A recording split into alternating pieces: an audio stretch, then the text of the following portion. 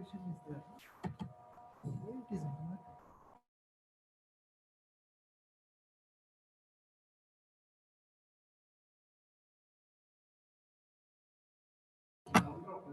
Test.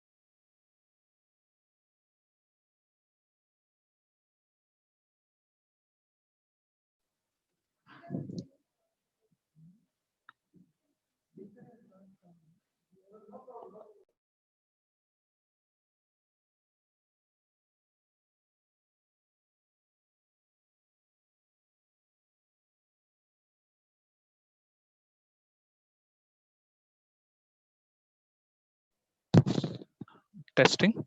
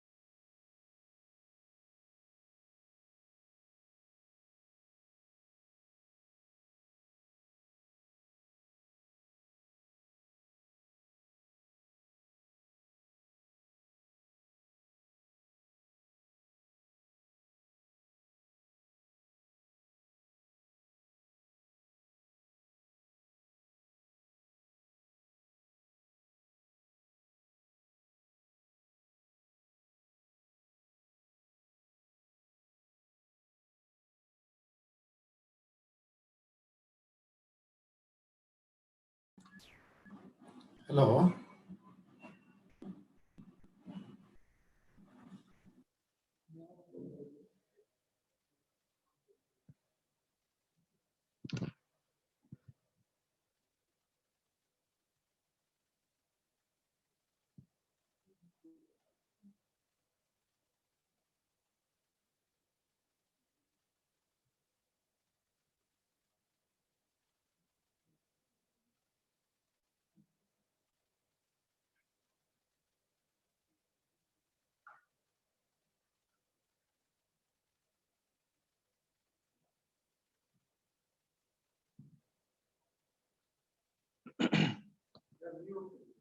No.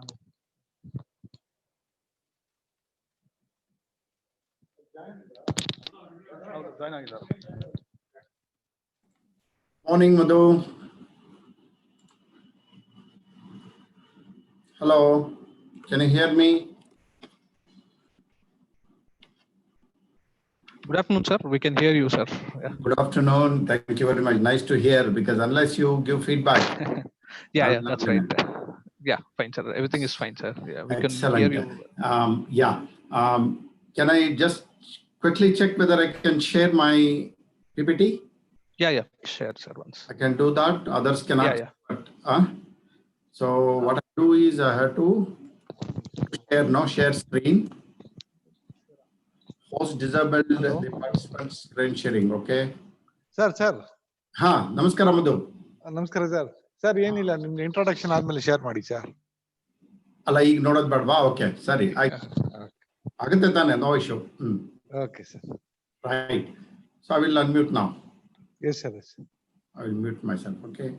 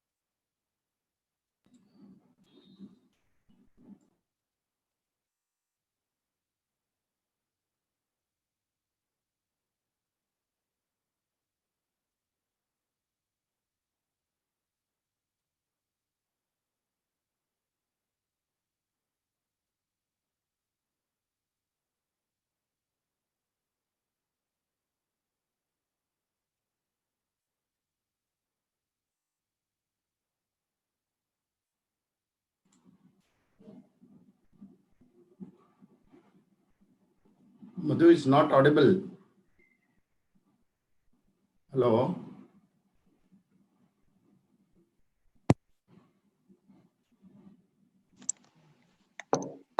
Yeah. Can you hear me now, sir? Yes, sir. We can hear you now. Yes, go ahead. Now we can hear you. I think it's audible now? Yeah, now it is audible. Yeah. Once again, sorry for the glitch. I welcome all the participants for today's afternoon session. So we have today's resource person, Dr. R.V. Rangnath. I'll just try to read out his brief profile. Dr. R.V. Rangnath obtained his BE Civil Engineering degree from National Institute of Engineering, Mysore University, and MTech PhD both from IIT Delhi. Presently, he is working as a professor in BMS College of Engineering, Bangalore. His research interests include fly hash pond hash concrete, self-compacting concrete, geopolymer concrete using fly hash, slag, and CND waste. The essence of his research have been documented in about 50 research publications in various reputed journals and conferences. He is associated with 7 PhD theses, out of which 5 have been completed. He has been active in various professional organizations like Indian Concrete Institute and ACCE, and has taken initiatives in organizing several seminars, conferences, and exhibitions. He was the honorary secretary and chairman for ICI Karnataka Center during 2004 to 6 and 2010 to 12. He is also a recipient of AICT Career Award for Young Engineers in 1998 and ICI FOSROC Award for Outstanding Concrete Technologist in 2011 at national level.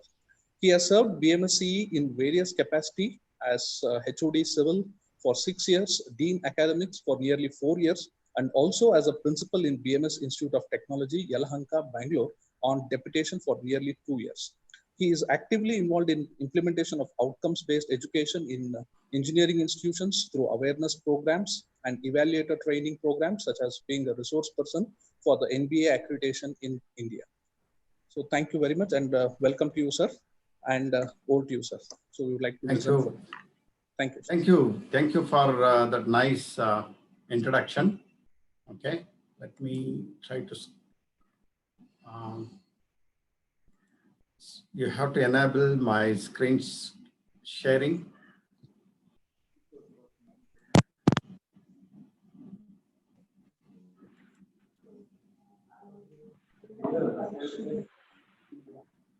Morning.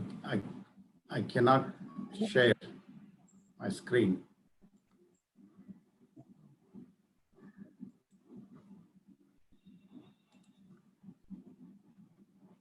Now, can you please try, sir? Yes, now it is coming. Can you see that screen now? Yes, sir. It is visible, sir. It's visible now? All yes, set? sir. It is visible. All set. Okay. Yes, sir. All set, sir. Good afternoon. Let me thank Professor Madhu and team MSRIT for inviting me to share a session here on preparation of self-assessment report for National Board of Accreditation. I have been involved in accreditation process ever since Washington Accord came into play in India. We were one of the first institutions to put our hands up to participate in this kind of an accreditation process. Then I was Dean Academics and then went on to, help all our departments to get accreditation over a period of time. And then based on that work, I was also invited for National Board for Accreditation for some work, which I serve them as a resource person occasionally for awareness and orientation programs for different type of people, be it evaluators training or be it training of the institutions themselves. So what we will do in the next about 1 hour or maybe 1 hour, 10 minutes or 15 minutes is run through the whole process, what you are likely to do in NBA. Because I realize that after this session, there are some good sessions on blended learning and NAAC related work, and you may not get an opportunity to find out anything you want to know about NBA. So probably it will be a good chance for you to find out the process. I must admit that yesterday I was part of the 2 sessions, excellent session by one Dr. Anita, and then the other one by Professor Dikshit. Both of them did a fantastic job. So that has made my job relatively easy. At places, I'm using some of my own slides, which I use it for awareness and orientation programs. It is not to contradict or to say anything else. Yesterday, what has been communicated has been done very well. Just because I could not get the other slides, I'm using them. Okay. With this brief introduction, we will move on for the. So NBA is basically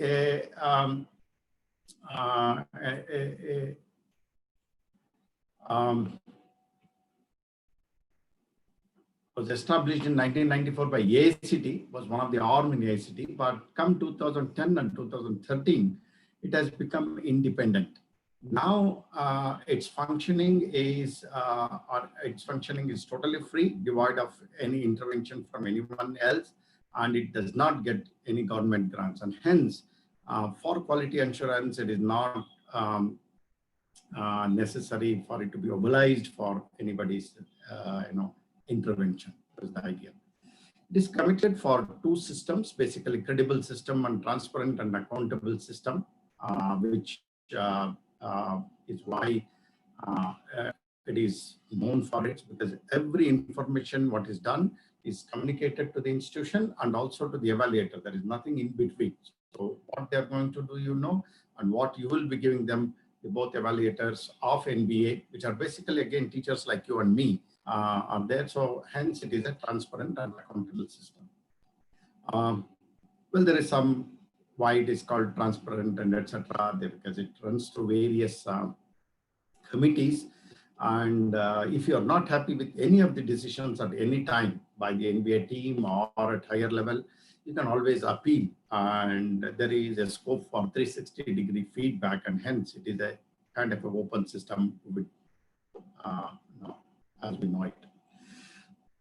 For a complex country like India, when Professor Madhu was deliberating on his inaugural session, when we embraced Washington Accord, the international community insisted that we have a wide variety of institutions, but not all of them probably would like to be competing. And hence, they came up with some kind of a solution to start with, let us say, Tier 1 and Tier 2. Tier 1 was basically somebody who can design their syllabus or curriculum on their own, and they have got some kind of freedom, academic autonomy we call, and their complete autonomous institutions are also there, but at least under university. But if you have got an autonomy to do your own teaching learning process and rules, regulations, and so on and so forth, academically autonomous is the word used generally. They come under Tier 1 and the other one Tier 2. But as far as the criteria for evaluation from NBA is concerned, they are the same 10 criteria which we'll see for a period of time. Okay, so there is no, but there are some kind of weightages which are different. How are they different? The slide shows this.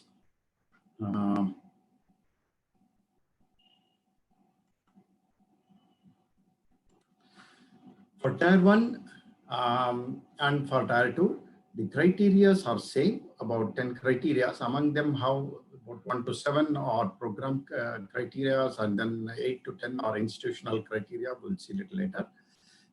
You can see the distribution of the marks, and there is some slight changes in the weightages.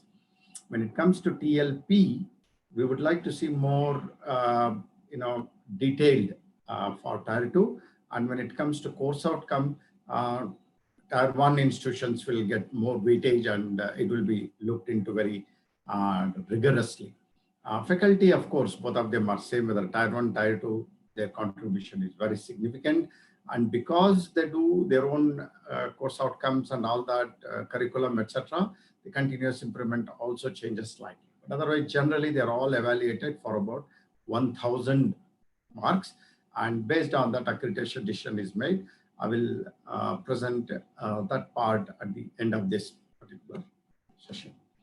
Particularly for criteria Tier 1 institutions, whatever marks we get, they are further converted into some kind of a grading to meet the international standards.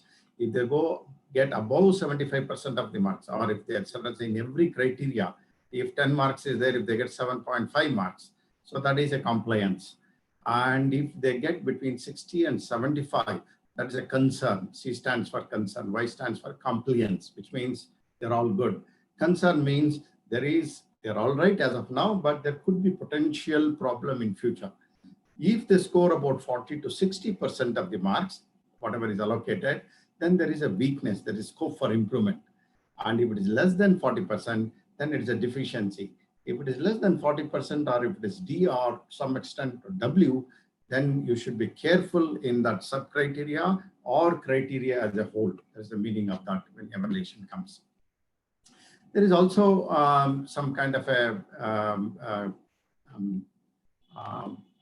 self-assessment report which has come, and weightages have come for post-graduation. Earlier it was same in 2014, but recently, because it does not come under Washington Accord, the expert committee has sat and then they have reduced it to only about 500 marks, and there are only about 6 criteria as defined like that. So postgraduate, if somebody is interested, I thought I will just show one slide here.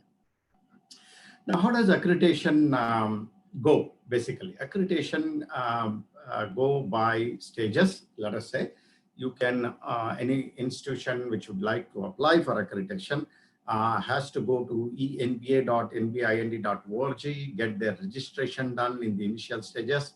And if you are already registered, of course, there is a process here. So you will get a log on and start with basically login credentials, and subsequently you will always go through this process. This is the first thing which you will do in any accreditation process. If you have already done some of the institution, second stage, third stage, you already have, and you know that how it goes basically. Somebody who is going to do. For somebody who has got once you get into ENBA, then you have to generate application by selecting the discipline, level, tier, and etc. It will be directed to you automatically. And then application ID is determined. And this is where the first part of the process comes in. Now, this was not there earlier, but last couple of years back, many institutions, without knowing their preparations, they simply pay a lot of money and then get surprised when the evaluation team comes, oh, we did not know that, etc. So they started asking the National Board for Accreditation whether you can actually vet it, whether we are okay or not. So NBA cannot do that kind of a thing because it doesn't have enough resources except their evaluators or professors like you and me. They came up with something called pre-qualifiers, which are basically a litmus test. If you actually meet these pre-qualifiers, you are actually ready for accreditation. It does not mean that you will get accreditation, but at least you are ready to go for that. So once these pre-qualifiers, or if you want to fill up these pre-qualifiers, you have to pay about 10% of the total money. Okay, and then it will be sent. If this is pre-qualifiers, okay, you will go to the next stage. If it is no, you will come back to the. It will get back for reassessment of you. But what are these pre-qualifiers basically? We will see that little later. Okay. Now. Next step is the assessment stage. Now you have to download your self-assessment report, which contains of various criteria, which we are going to do it very carefully for the next 60 minutes. Then you have to fill up this SAR. Today's focus will be how to fill up this SAR, but I'm trying to give you a whole process. Once you fill up all that, of course, you will submit and then suggest some dates for your institute to come. It will take about 3 to 4 months. And then you will coordinate with the NBA office, and then a visiting team of 2 people for each program, and a chairman is likely to come. Meanwhile, there is a fee system. This can change over a period of time. Please look for the NBA website for this kind of upgrades. But as of now, it stands in its present manual. For if you are going for only one program, you have to pay 2 lakhs rupees plus taxes. And correspondingly, if you can go for a higher program, you end up at about 10 lakhs plus taxes, basically. So a maximum of 5 programs is taken in one application. But if your institute has got more than 5 programs, then you have to make multiple applications of each 5. The MBA, MCA program can also be included in that, but not diploma. It's only for graduate and postgraduate programs which can be included. Self-assessment report. Context, basically. Now, this actually provides preparedness status at institute or program level for an NBA visit.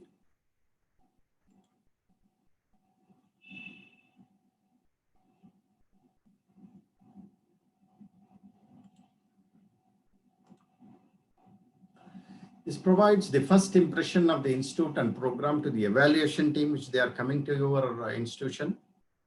It presents the program status for evaluation team to address, and hence what you fill up, it's kind of your MTech thesis or a PhD thesis, becomes very important, because this is the first level of information for them about your whole institution and program. So they will read and come, and hence you cannot fill up thing randomly. It has to be very systematically filled. It actually provides documented evidences, or at least it hints that these are the evidences which are there with us. So when you come for evaluation, we are likely to provide you. So these kind of informations are available. There could be visual or oral evidences, or actually a couple of evidences. This is what self-assessment is expected to do. There are about 3 parts to this self-assessment report. The first one is the institutional information. There's a general information about where are you, what type of institution, etc. We'll see those parameters quickly. Nothing great about it. Just have to fill up the information which is already there with you. Then comes the program level criteria. There are about 7 criteria which are dealt with the program. Program, I mean, you may have a department of civil engineering, computer science engineering, mechanical engineering. If you are offering any program, be mechanical engineering or be computer science engineering in under Department of Computer Science, let us say, there could be 2 programs under a Department of Computer Science. One is BE in Computer Science, and another is BE in Information Science or Information Technology. It's possible in one department there could be 2 programs. NBA gives only program level of accreditation. It is not for the department. It is not for the institution. NAAC gives at institution level, which will be dealt probably tomorrow and day after in this particular workshop. So the program will be evaluated thoroughly for about 1.5 days by the evaluators, and you have to provide a lot of information. Now, what you fill up based on the set criteria will become the benchmark for the evaluators to look at it, assess it based on for certain guidelines which NBA provides them, and with their own wisdom, because anybody who comes to evaluate you are also experts in your same domain. So they know about all this. Unless they are experts, they are unlikely to come. And hence, they will evaluate you and judge you for a period of time.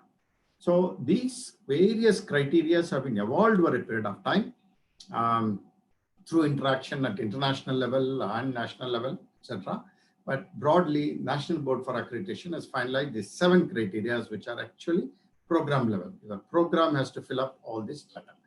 There are a few more at institute level and probably common to other program also. For example, be mechanical, be civil, be computer science, be information, be any number of programs, the data provided more or less in 8, 9, 10 is the same set of answers which an institution can give.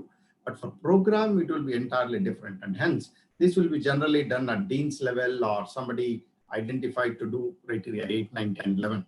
So these mostly capture the institute character because without a good institution and foundation governing structure facilities, the programs generally cannot do well. And hence, these criteria have been included. And there is a simple part C, which is a declaration by the institution that whatever they are giving you has got the validity, and they stand by it. And if found by NBA for any order, the accreditation can be withdrawn. That's the only meaning. In addition to that, this self-assessment report, when you download, it also consists an annexure, which will list your 12 graduate program outcomes, which have been dealt very detailed yesterday by various experts. And also program-specific outcomes, how to write specific outcomes, etc. have been dealt yesterday. So this constitutes the structure of this self-assessment report. Now, institutional information is very simple. You can start filling up what is the name of your institute, which affiliating university, year of establishment. Because India is a very heterogeneous country, you have various type of nomenclature will come. So find out which one you come and fill it up, and then ownership status, because there are different types of ownership. It could be state government, government aided, self-financing. And under that, it could be trust, society, or any other section 205 company. So take any one of them or more than one also you can take. There's absolutely no issue if you have both, actually. And then you want, India wants you to fill up which are the other institutions your trust or society runs. So we need that data if there is any sharing of resources is happening. Then we'll move on. You will fill up the programs which are being offered by the institution under consideration. So details of all programs. Later, you will also give what kind of, and of course, you will also find out what is the status. If you're already done, you will say what is the status. If you're first time, you say applying for the first time. So what you have to write has been informed here. It's a simple way of filling it up. Then you need to fill up whatever programs you are considering in this application. If there are multiple applications, of course, each one of them. So this number cannot go more than 5 here. So then comes the important information where your regular employees will come into picture, faculty and faculty in humanities, and then non-teaching. And here current academic year, CAY recognizes as current academic year. If you are submitting your self-assessment report now before July, the current academic year will be 1920. If you are submitting it beyond July, end of July or beginning of 1st of August or September, October later, the current academic year may become your 20 and probably 21. So, and -1 will become your current assessment year, because all the data will be there in previous 2-3 years. Generally, accreditation data for students and faculty, etc., is collected for CO -1, -2, -3. Student admission data and current data is collected in current academic year, something like that. So all the information regarding faculty is required here. It's very important. A similar type of table is also there in the pre-qualifiers. So you would have given this information much earlier to NBA. So you cannot change the information one in pre-qualifier and another information in this place like that. So you have to be consistent.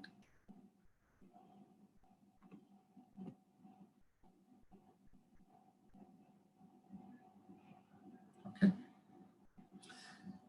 Some more information, of course, contractual faculty, if there are there, you have to fill that particular detail. And then total number of students information, because to calculate student faculty ratio, this is absolutely necessary. So you need to look at this. And then, of course, there are 2 statements, vision and mission of the institute, because that is important, that institutional information. And then, of course, your principal or director, whomever you designate. And if there is an identified person at the institute level as a coordinator for all the activities of the National Board for Accreditation, his name, designation, mobile number, and DD will more or less constitute the information on institutional information. And these are the other 7 criteria which we talked about, which we are likely to see in detail now. These are the institution level criteria, and total is about. So program level criteria is about 780, which is significant, which actually the department will be being evaluated, programs being evaluated, and institute this adds up to about 280, but this will be common. This generally the chairman of the group will be evaluating and putting this marks, which will be distributed to all the programs parallel. Okay, this is the system.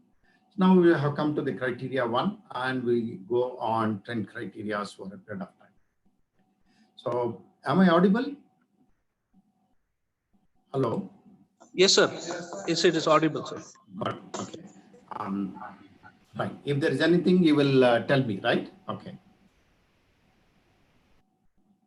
Now, the first one is, of course, state the vision and mission of the department. This was covered by Professor Madhu in the inaugural session. I saw it. He did it beautifully. So what we generally at NBA part. So when I'm telling here is I have put a lens of NBA and telling. Some people who are experts in OBE, etc., go beyond this basically. But what NBA expects is what I'm telling. Okay, it could be a little less or it could be more sometimes. I don't know. But this is, if you are applying for NBA accreditation, these are the requirements is what I mean when I say this. So vision has to be typically indicates aspirations, and mission has to be a broad statement.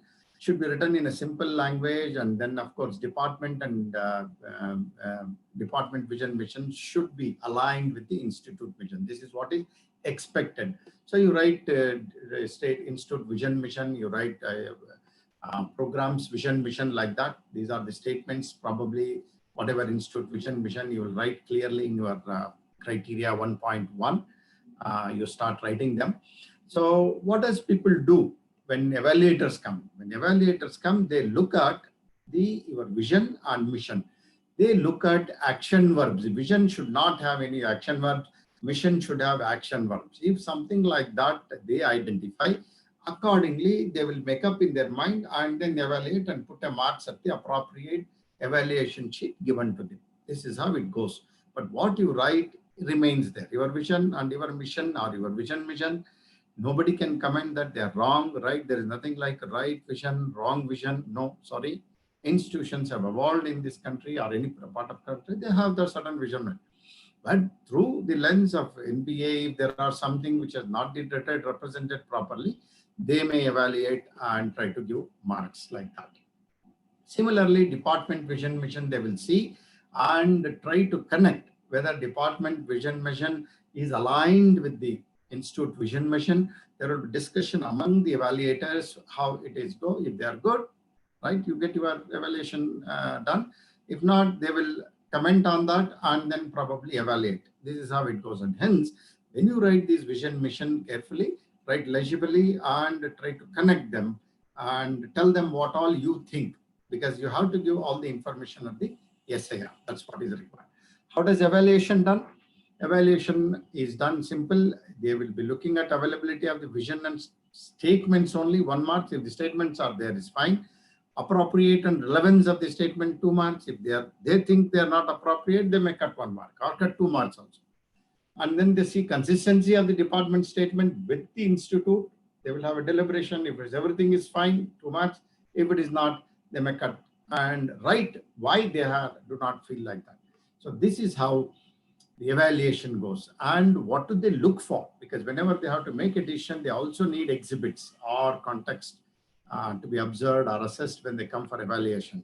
So they have to have a vision mission statements and the correctness of it. If you have deliberated with some people, all the documents, etc., you are supposed to show them. This is how they are evaluated. Okay. Similarly, each sub-criteria we will go and what is expected and how they will be evaluated. So the presentation goes in this manner for you to make it very simple. What NBA expects is the definition of POs. If there are any POs written, if there are any POs at all, if they are written, are they written with some kind of a educational objective? You know by definition yesterday and the day before sessions, these are the actual attributes which your graduates are expected to show after 3 to 5 years of their graduation. So they have to be written in a certain format, which was told to you in the last 2 days. And generally, they consist of some kind of a preparation, how you are preparing your graduate and how you are preparing them, any professional values in terms of knowledge, skills and attitude you have given, and are they going to be good citizens, etc. Covering all this, if you have written 3 to 5, something like this, okay, evaluators will look at them. Are they okay? Because after 3 to 5 years of their graduation, students will be able to practice civil engineering in construction industry, blah, blah, blah, blah. So is it written, okay, they are going to do it after 5 years. After 3 to 5 years, they are going to pursue higher education. After 3 to 5 years, they are going to exhibit leadership.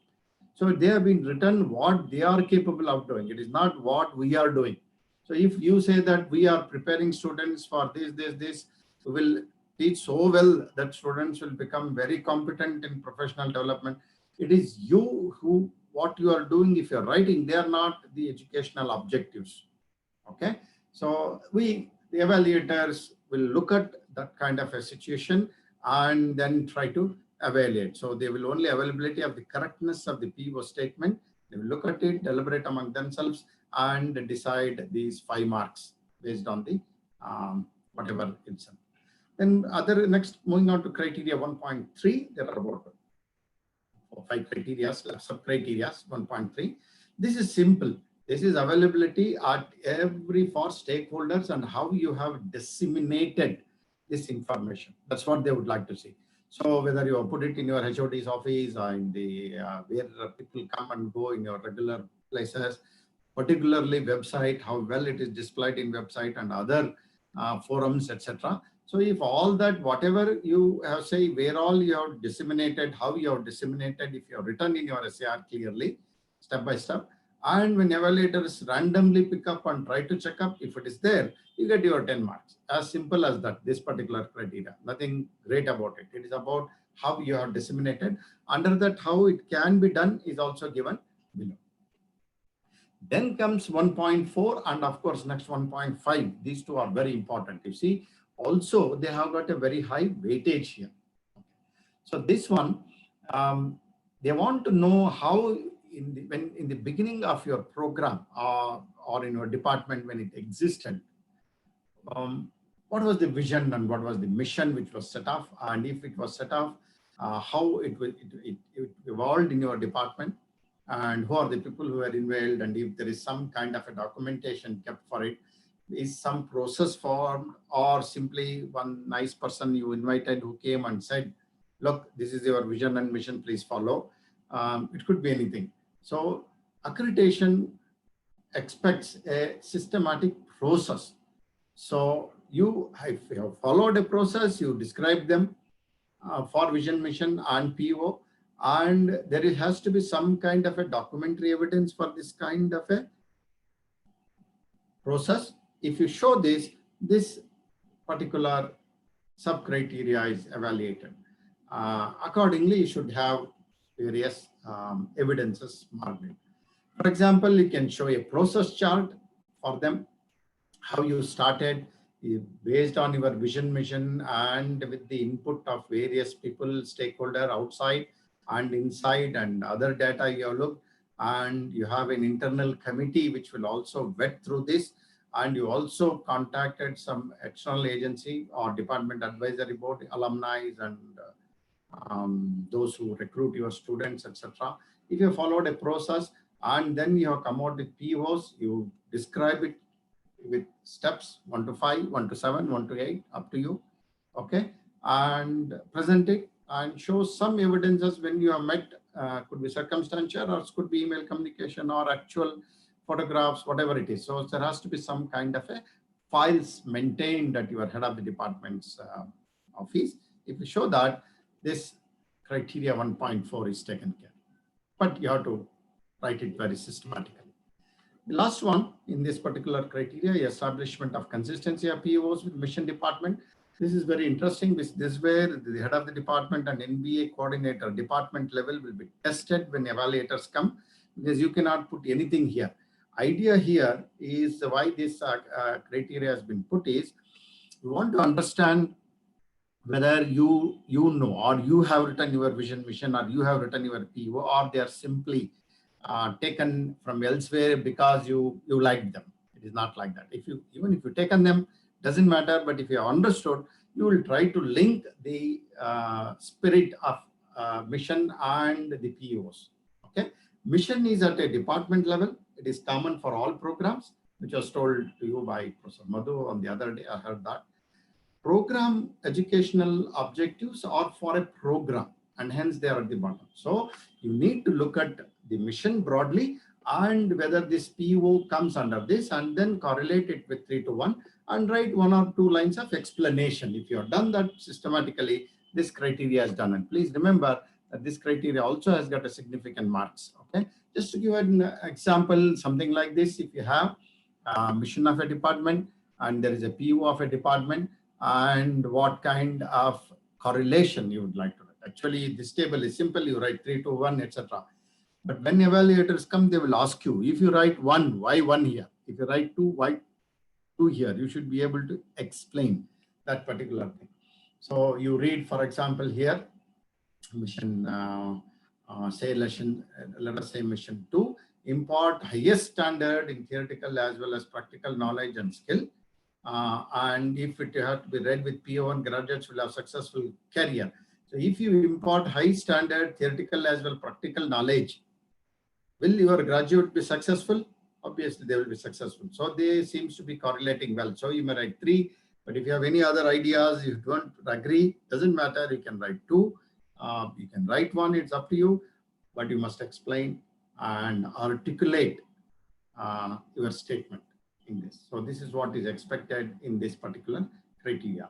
So this is about criteria about 1.1 to 1.5, which will constitute about 60 to 75 marks, depending upon whether you are in tier 1 or tier 2.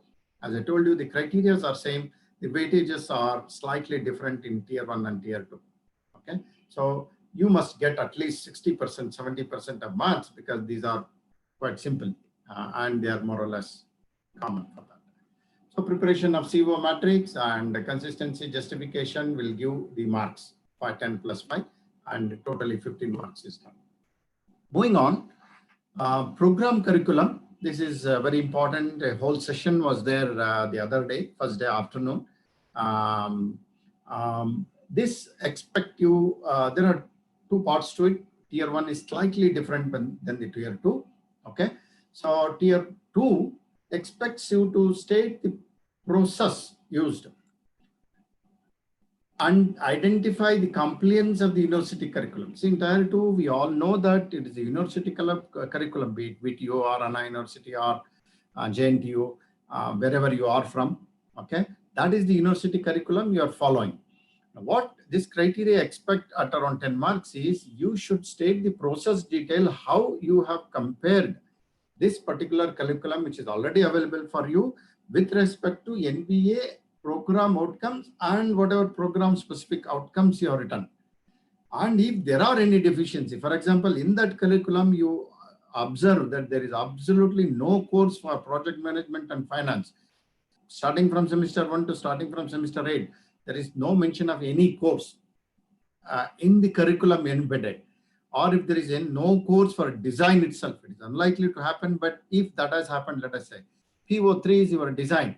If there is no course at all, or there is only one course for the whole engineering program, which is not definitely sufficient for an engineering program, because engineering students should do more and more analysis and design definitely. And if you think that there is a problem and mention that particular identify curriculum, you can state a process like you can take all the courses, put them in a matrix, try to articulate them, put some numbers, whatever you are free to do. NPA won't tell you you have to do this way only. If NPA tells you to do only this way, everybody will do the same thing. Why do we need a generalized SAR? Okay, so it won't be done. So, but you will be free. You can innovate and try to bring out the gaps. The minute you identify the gaps, you can mention those gaps and say extent of compliance. It complies all right, but it does not comply according to you. So this is a group activity for your department, including all the faculties, and then come out with that. Okay, that forms your 2.1.1. Once you do this, you can in 2.1.2, if there is a gap, for example. So is it an additional course is required? I said if project management finance is not at all there, does it mean that all your students are bad? No, they still do a lot of other attributes. All other attributes may be there. It's only PO11 which may be missing as per is your. You can have an additional course, a value-added course in one of the summer semester or contact project management institution for a 20-hour course or a 40-hour course. So what you would like to do, that's what NBA would like to know. And what kind of learning material, what kind of, if it is a laboratory experiment or any projects you are doing. So list them in a detailed manner, what exactly you want to do, present it in your own way, and that constitutes your 2.1.2. Just to elaborate, the curricula, you just have to actually analyze the university curriculum wherever you have. So you might determine those gaps, and then if required, design those extra models or assessments to bridge these gaps. And you may need few, iterations to this. Analysis may indicate that not all POs are attainable and given curriculum may need some additional modules and etc. So it could be in some evaluation or assessment to take care of gaps. A record of all this work, what you do, if you present it systematically or keep it in your department and show it when evaluators come, this 2.1 is taken care of, 2.1.1 and 2.1.2. So this is what we will be expecting you. And in fact, NBA expects you to provide whatever you would like to do in terms of, let us say, current academic -1, -2. So what kind of gap you identified, what action you are initiating, did you do any activity, and was the resource persons or persons, and what amount of student, is it done for only 1 or 2 students or across the classroom, and which PO or PSO you targeted. So a systematic table. Now it could be 5 events, it could be 10 events in last 2-3 years, doesn't matter. Whatever events, if you give it here and explain it properly, this criteria is taken care of. Moving on, for tier 1, because that was, you have a university curriculum ready with you, but in tier 1, you only design your program curriculum. Yesterday it was shown, I think one of the professor was showing CTRI or something like that, but probably did not spend much time. But most autonomous institutions have got a very way of designing their curriculum and comparing with nationally, internationally, etc., etc. So NBA wants you to say what process you follow. It could be a problem-based learning or CDIO or a simple way of designing curriculum based on industry requirement. You are free to write anything which you actually follow and try to convince that you have a system. So by now you are already realizing that National Board for Accreditation is looking for systems, not individual brilliance. 1 or 2% do great things. Be that as it may not fetch you enough marks. But once you put a systems on processes, that will actually go a long way. So write down whatever you have followed, that has to be there in a tier 1 system. And the curriculum structure, this is a standard curriculum, autonomous institutions know LTP, lecture, tutorial, and practical, and what kind of hours, etc. Gives you an idea. And further, the NBA also wants for tier 1, all these things, how much weightage you have given, curriculum, content, etc., and what kind of total credit. So a nice pie chart or kind of presentation which will help. So give this information and try to explain. You also write the process to identify the extent of compliance of whatever curriculum you have designed in your tier 1 with respect to program outcome and specific outcome. So you still have to, if your tier 1 is not sufficient, you give this information.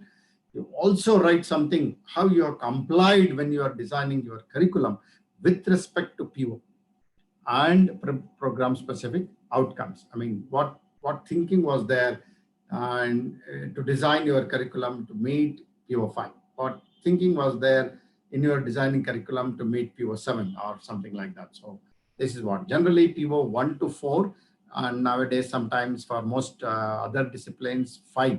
1 to 5 are generally covered according to me. So if there is any effort in the curriculum made to meet the remaining higher order outcomes which was talked about yesterday, it is worth mentioning if you have really done this.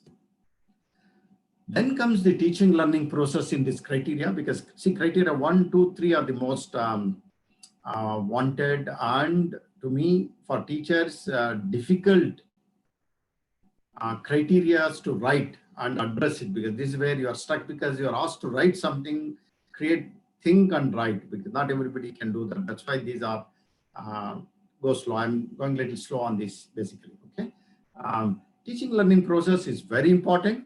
Now tier 1 has got about 70 marks, tier 2 more than 100 marks, because see, look, 100 marks is a lot of marks for a tier 2 institution. So you would like to score very well here.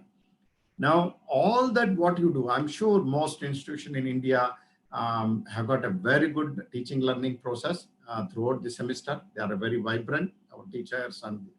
But how do you capture all your activities and have some kind of a documentation, and how you present becomes important. For your reference, NBA has given a list. It is not conclusive, but it will only indicate you. Something more you can always write. But give a nice title and start writing. In fact, when you start writing TLP, you can use these headings and start writing. And if you have got something more than these headings, you can also write. In fact, while you are writing, you also know how much is the evaluation distribution for this particular things which is given here, okay, for each one of them. And what kind of evidences when evaluators come and look for it is also given here. It's very simple. So, but generally we don't find when we go as evaluators with the TLP, but sometimes some institutions cannot project, though they have got many things, will not be able to project what they have. And some institutions are very good, even though they have got little, they will do a fantastic presentation for the evaluators when they go. So be that as it may, but it is very important for you to look at them very closely, all the criteria one by one. So this is first one is 2.2.1 is only quality of TLP, what kind of active learning you did, what kind of collaborative learning you did, the type of methods which was explained to you yesterday, think, pair, share, everything. Not all faculty may be doing, only few faculty may be doing, doesn't matter, you keep that, and what innovative practices you have done to help your students. Now many online lectures are happening because of COVID. If something good has come, keep that as a record and say this is how it was communicated to student and then evaluated. All that will come here for about 25 marks. Sir. Yes, sir. Sir, there are some here feed that chat box. We have some things are there for clarification. They're asking whether the feedback is only taken for all the stakeholders or only for the students. That's one question is there. Okay. And the second question is that Marina D'Souza is asking, what about the course files? What course files we need to maintain? Course file structure they're asking. Course file structure I have not included in this presentation, but at the end of the presentation, if I got some time, I will dig out in my laptop and show it to him. But it will come in this presentation. See, right now I am showing you here this quality internal semester question paper assignments evaluation. This is the main course file what we actually look for. A typical course file for a teacher is very simple to evolve basically. See, when I as a teacher enter into my program or a department, the first thing is given to me is the, let us say, timetable. I put my timetable in the beginning of my file. And then I have allotted a couple of courses. So I put those syllabus, etc. Then I start teaching. So my lecture, whatever kind of a planning, etc. Yesterday was told, writing of COs, what outcomes I need, how I have mapped, etc. I will put it on the above. And then I actually start conducting class test 1, test 2, or assignments, etc. And I evaluate them. So I put them like that. And then the marks will come for all of them. Okay. And at the end of the semester, I will also do examination. The results of all will come. If you put them, stack them in that order, this is the course file for one semester for a particular course. And again, I take it next year. The same thing will run. Maybe syllabus would not have changed. Let us say the other things will save. So if you are having 2, 2, 3, 3 type of sample question papers, sample answer papers kept in that course file, that will form a very good course file for you to keep it. And when the evaluator comes, to show him.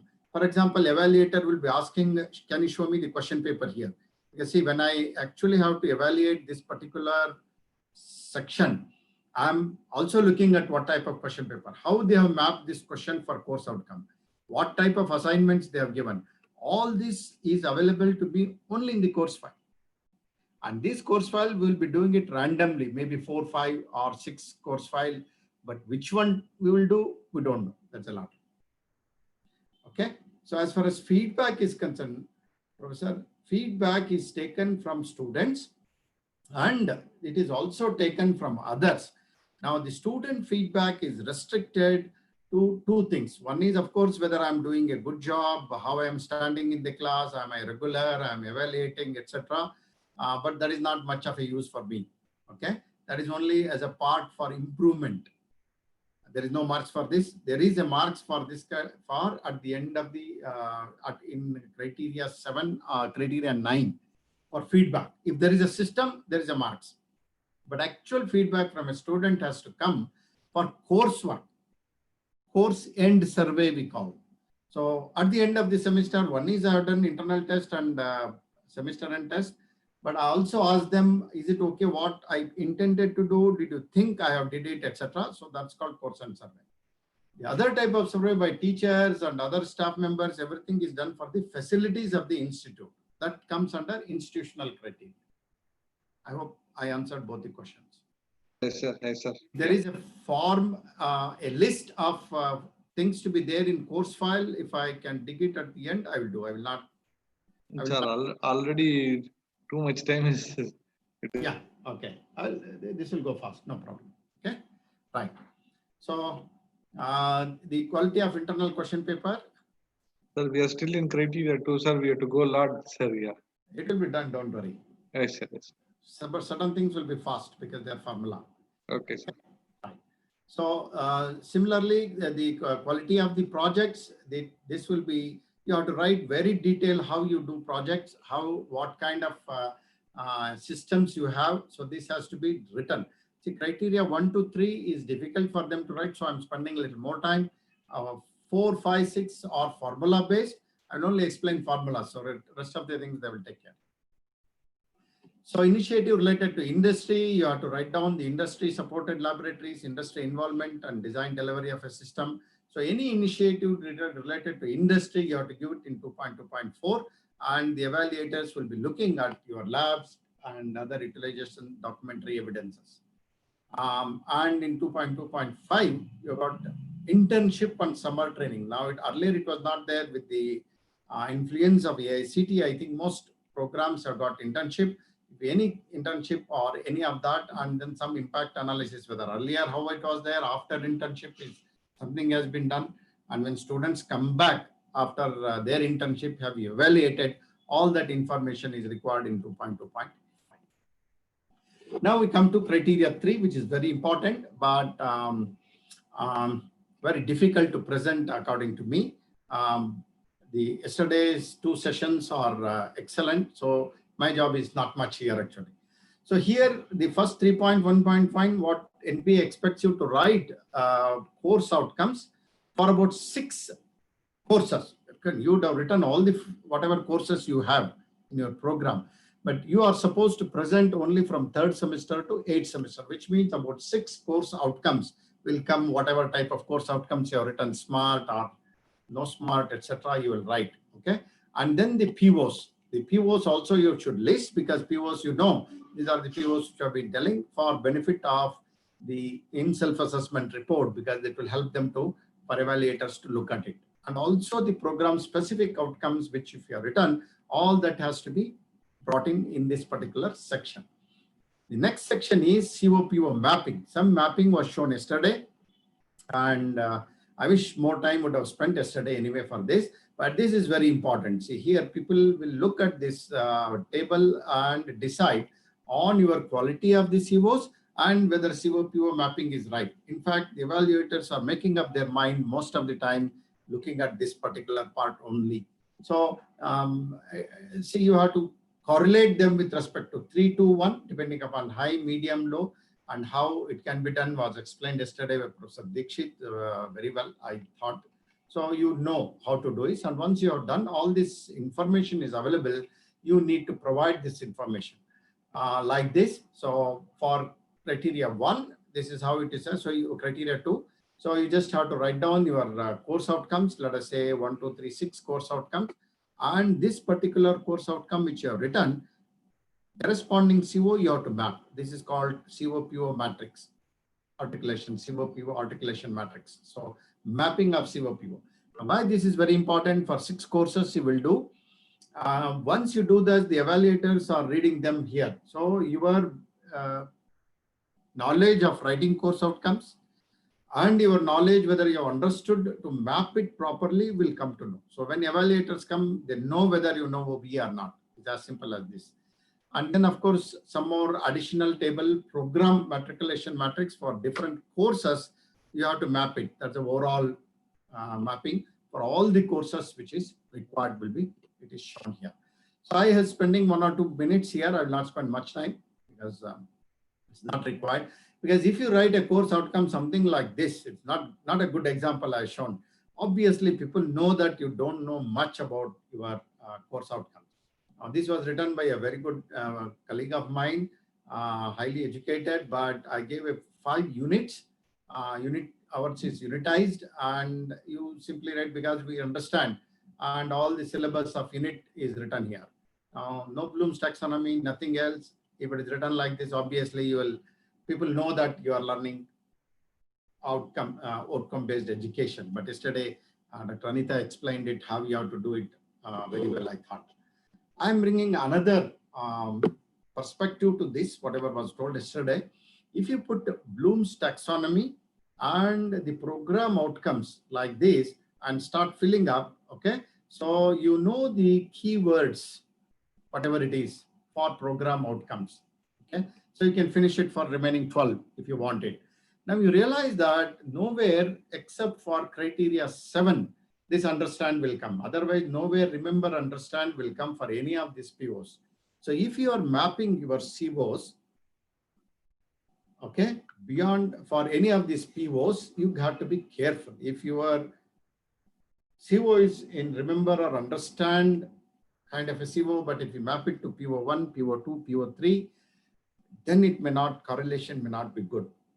And there could be some kind of a discussions between you and evaluators, and you may have to defend it. Okay, be careful about it. So program outcomes of NBA starts only with apply knowledge except criteria 7. So typical course outcomes, something like this, there has to be an action verb and there has to be a learning statement.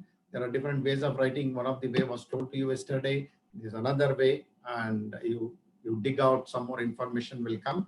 But you can, in any one of the course, you can write 2 to 3 depending upon your action verbs, apply, analyze, design, and any type of knowledge you think is important in that particular course, which your students have to know, because without that they cannot learn the next subject and hence cannot become a good engineer. That judgment is yours. In addition to that, you can bring other POs also out of the 6. All the 6 you need not have to write apply, apply, apply, apply. For all the 6 units you have, it doesn't help you. And any number of courses will not help you, because it will end up with only apply, apply, or analyze, analyze, or design. Other POs will never be covered. So this is one way of writing. So how you write, etc., evaluators will quickly look at it and try to judge based on the evidence. So then there is a CO-PO correlation, like this matrix was given. So you will fill up that, whatever you have done this. So this will be looked into. And the attainment of the course outcome, they will move on. This is very important. So yesterday it was shown what kind of direct assessment, what direct, indirect assessment. So you have to describe the assessment processes. So what all you have done, and yesterday Professor Dixit showed a beautiful flow chart. I mean, any such charts which you follow will actually is a self-explanatory, explaining what assessments you have used. You can show that. And then comes the record of attainment of this coursework, which is very important, because this is where 40 marks is there. And all the, whatever calculation you do has to be presented systematically here. So there are 2 levels. All this was discussed yesterday, how to fix the target, different types of targets, etc. And once you do that, you have to see. So when evaluators come, so let us say you have given something like this. So one is your course outcomes, and you would have done your CO-PO matrix. I just picked up from one of the self-assessment report that has come. So if you have written one as understand, fine, no problem. You have written Bloom's level here.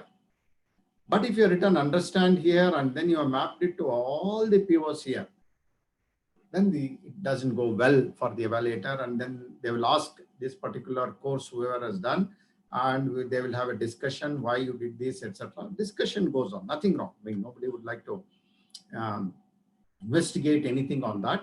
So, but if there are 5 marks and if there is something like this is presented in your SAR, I'm sure you will not get 4 or 5 marks. I'm sure you will end up with 1 or 2 marks, because this is only preliminary what you have written. And nobody with one course outcome, I cannot do all the POs. The teacher here is highly ambitious according to me. He must be a superhuman being to collect so much of information and have evidences for all the things. Okay? So you got to be careful. These are all from different self-assessment reports, what we see when we go for evaluation. So they write apply, but they also map it to design. So you have to be a little careful in CO-PO mapping and what you do. It will reflect on what kind of a process you are doing in your department. So hence careful in the self-assessment report when you do it, presenting. So like that, your targets, etc. Yesterday it was discussed beautifully, and then you will present it. All this kind of a data was shown to you yesterday, has to be shown. present and explain how you have to do all that. Okay, it was shown to you yesterday. So all these will come in this particular, because you have to present this kind of a data, whatever your data, please present your data, because this will help them to assess total, because this has got about 40 marks and 10 marks for your describe. So totally about 50% of the marks is only for that, and hence you have to be presenting it. That is for CO attainment, 50 marks. Another 50 marks for program outcomes, program outcome attainments. Okay, so same again process, what kind of direct method, what kind of indirect method you followed, you have to describe here, and then give all the information how you attained your POs, which was again explained yesterday by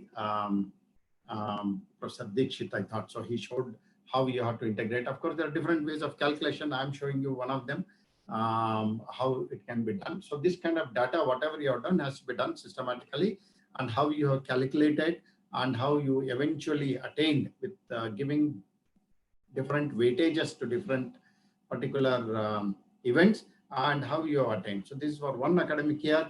Similarly, you have to do it for different academic year, and then you actually present your data, your attainment in different forms. It could be in percentage, or it could be in a scale of 3.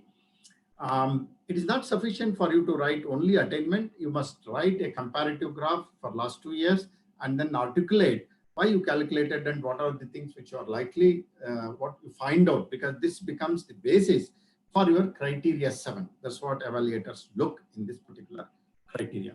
So with this, we have almost, this is a PO attainment, very important up to this point. Is the first 3 criteria are the one which generally people struggle to do it. Okay, so now we move on to the other criteria, which are basically criteria 4. Sir. Yeah. People are asking little slow, sir. Oops. No, you're going a bit fast. Really? Okay. Yeah. Yes. Do I have to redo criteria 3 or no, sir. No. Go little slow. Yeah. Right. Okay. Criteria 4 particularly is mostly with your student information. Now, this is a very important criteria for any program to score marks. If you have a good students, let us say, because see, sometimes there may not be other facilities for us, something which we want, but management might not have given, or government might not have given. If you have excellent students, good students, this particular criteria will give you very good, weightage. It will actually lift you. So fill this very carefully. It is very simple, but it requires some systematic collection of data. So couple of people as institute program coordinators for criteria coordinator. Generally, there has to be 2 or maybe 3 if you have got enough people, because if one person falls sick on the day of evaluation, then you are in trouble. So collect this data, very simple. Current academic year, -1, -2. So what they want is sanctioned intake. It could be 60, 120 or something like that. Then how many people have been admitted on that particular year, and how many students admitted in that batch in the next year. That is, it is lateral entry, diploma batch. Separate division is generally not there. This was by AICT, which give a second shift. Sometimes you for the same, another 160 people were given to start after 11 o'clock or 3 o'clock, but not most institute did not take it. Generally, this will not be there, but if it is there, then one more thing will come.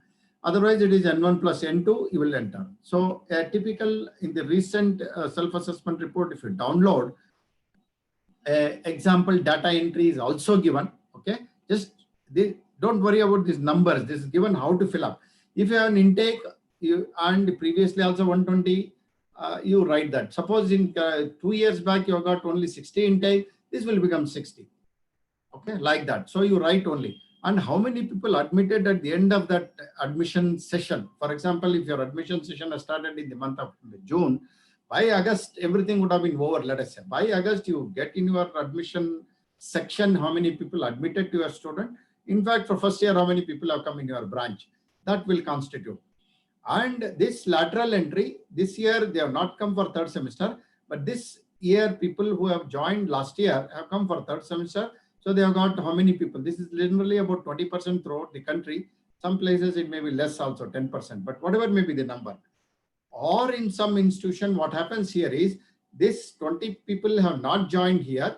So that 20 people is converted by the government. So this could be 24 plus 20, 44. So represent it as it comes. Okay. So write this data and your data is ready. This is just data entry as of now. You're not calculating as of now. Moving on, the NBA also needs some more information for you because they want to calculate few things. So current academic year data, -1, -2, etc. Okay, this data. So seeing a table, how you will fill up. For example, 16, 17, you have got 100 intake. Obviously, just now students have come, no examination have come. Obviously, students graduated will not come for somebody who has joined now. But last year, somebody has joined, 1 year exam might have been done. 2 years back, 2 exam, 3 years back, and so on. So whatever data is available with respect to previous students, you start entering here. Best way is to identify, like most universities have this. In BTU, when students come, they also give a nice registration number, which includes the year of entry. Now track those year of entry, you get this data perfectly all right, absolutely no issue. Only thing is, out of this 124, this is your regular sanctioned intake. This is your diploma student, just to separate out them. So when you write here, you also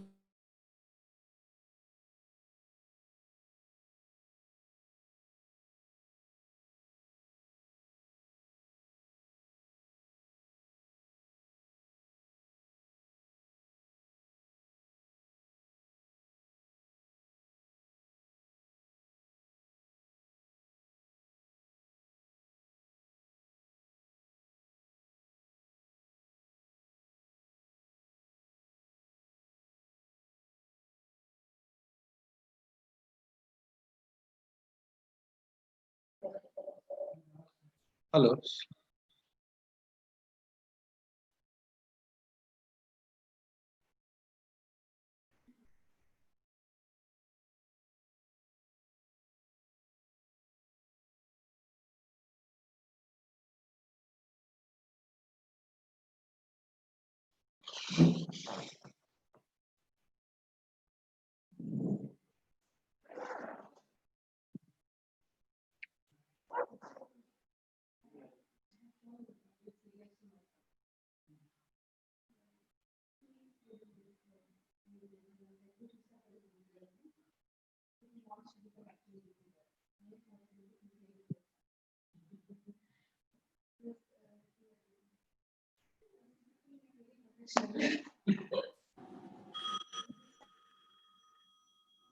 I think I connected. Power problem Okay. as usual. Okay, sir. I think I need to share it now. Yes, sir. Share it, sir. Yeah.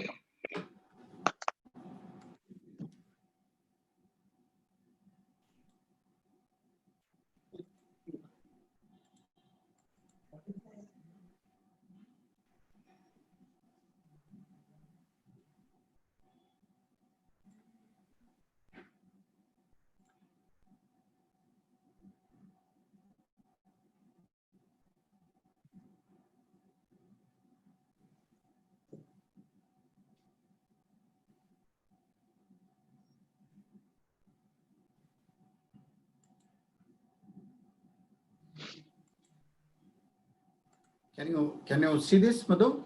Yes, sir. Yes, sir. Okay. Yes, sir. Fine. Yes, sir. Yeah. Okay. So so you just have to. Sorry for that intermittent power loss here. I'm at home. See, this had to be segregated. So please write. This was given recently, 1 year back. Otherwise, earlier people used to mix up these numbers, and then when evaluators come, it becomes very difficult for you to show separately, and it creates a kind of a mess during the evaluation time. So separate your data among the sanctioned intake, how many people have successfully graduated, and how many people with the other data. So there are two types of data. Generally, it is asked here. One is with backlogs and another is without backlogs. So a backlog means if a student fails in any of the subjects in any of those semesters, now you need not have to count him from that point onwards. So he is gone. Obviously, the number of students with graduated without any backlogs will be less, and graduates with some kind of a backlogs will be less, and within the stipulated period, there could be backlogs, which we permit actually up to 4. That will be more or less in all premier institution, it will be almost 95% or 100%. So that is the data. Once the data is ready, now you just have to calculate. This is all formula based. There is no way you can make mistake here. So I'm going a little fast here, doesn't matter. So this is simple. Enrollment ratio is simply the total number of admitted student divided by the sanctioned student. In the first table I showed how many people admitted out of 120. If 100 they have been admitted, it will be 100 divided by 120. And you convert that into percentage. If there is more than 90% of students, you will get full 20 marks. If it is between 80%, between 80 and 90, you get 18, and so on. So these marks are actually, you can assess yourself and put that mark. When you're filling up ESAR, the computer will automatically calculate. Doesn't matter. Okay. So this one is say for example with backlog, how you have to calculate. So number of students admitted in the corresponding year, let us say -4, and how many students graduated without backlogs. So that number, if we divide these two, okay, you will get what is known as success index. And this success index for all the 3 years, if you average, you get an average success index. Now this average success index, if you if you multiply it by 25, you get your marks. If it is 1, for example, everybody has graduated without anything, you get 25 out of 25 marks. If it is not, correspondingly, these marks will automatically reduce. Likewise, you will also calculate with backlog. That was without backlog, obviously. So there is some amount of weightage you can see with backlog and without backlog. See, without backlog, you have got 25 marks. Obviously, you want all of your students to pass without backlog. You will also get more marks. With backlog, but a stipulated period, still important, but you will get less marks here. So calculation is same. This divided by the total number is the success index, you will get it. So this also gives you an idea how your students are faring. If you have got a success index of 70 to 80%, I would say you are doing well. So you can always devise some kind of a methods how you can further improve your programs. The next one is performance, academic performance, how you are doing, your students are doing. This is simple. You take all their CGPA, or if you don't have CGPA, you can also calculate marks. It is written here. Okay, the total R, mean of the percentage of marks of all successful students in the second year. This is for second year, of course. Second year divided by 10. This is possible. Simple Excel sheet will give you this kind of a data. You divide it. If it is a CGPA, you take a mean of that CGPA and then divide that by total number. So X into Y by Z. This total number of successful students divided by total number of students appeared for the examination. You divide it and multiply it by that CGPA. You get what is known as academic performance index. 1, 2, 3, you take the average, and that average you multiplied by 1.5 times, you get that marks. Even if you make a mistake here, computer will automatically take care, and in fact, NBA office will recalculate all these formula-based kind of a calculation. Nobody can make a mistake here. Even evaluators cannot deduct any marks here once your data is perfect. So similarly, for third year, you have to calculate in a very similar fashion, because second year and third year are included here in the program. First year calculation comes in criteria 8 separately, and final year we left it because generally everybody passes. So there is no point in evaluating, whereas you will get anyway full marks. So that's only 2, 3. And then one more important criteria in this before there is some other thing is placement. Now, if you have got a systematic data, you just fill up that how many students in the final year, how many students placed in the companies. If you have got that campus, your campus placement officer will be able to give. And please collect anything which your students have done in terms of higher education. So that data, and if there is any entrepreneur in your programs, actually that is good. There will be a small number, but significant. So all that XYZ you have to add and divide by the total number, which is your total number in the final year student, not necessarily admitted student. Okay. So you get a percentages, placement percentages, and give it. So now that average placement, if you multiply it, okay, you will get this marks. So if it is 1, of course, you get 40. Can you hear me? Hello? It is audible. It's audible, sir. Fine. It's audible. Okay. Yes, Right. sir. Okay. So this is how you calculate the placement. Now, this placement earlier was also there as one of the accreditation criteria. If your placement was less than 40%, you are in trouble in getting accreditation, even though you would have scored 700 marks or 800 marks. Of late, with many representation from different agencies, etc., NPA has removed this as one of the accreditation criteria. But it is still there as far as your evaluation is concerned. So you still get this 40 marks, okay, if your placement is very good. If your placement is not so good, you will reduce your marks. That's where it stops. Few professional activities of your student through the student bodies, whatever maybe IEEE chapter, Computer Society of India, mechanical, auto, whatever kind of activities. I'm sure the youngsters are bubbling with many activities. So record them in a systematic manner, because they will give you some systematic marks. And if you have encouraged them to publish paper or attend conferences, etc., compete with various hackathon, and if they have won prizes, and encourage them to write some kind of articles, etc., document them and show them to the evaluator without any problem. So you get a systematic marks here. These are called professional activities, but they are subjective in nature. Please remember, unless you document it properly and show it to evaluator during evaluation, you will mix some of the marks here. Be careful. So contexts or exhibits, they will only see documentary evidence, nothing more than that. So in addition to that, one more is, of course, participation at inter-institute events by students program, whether they have participated in higher ranked institution, won prizes there, or developed any product, so on and so forth. So this will pretty much give you a student criteria, which should be very important for you. And it's easy to score between 60 to 80% in the student criteria, unless you really mess it up. Okay. Sir, So next comes another important criteria. Yeah. Sir, one question. Please. One participant has asked, say, how to account an entrepreneur? If the student become an entrepreneur, how do you account it here in the placement?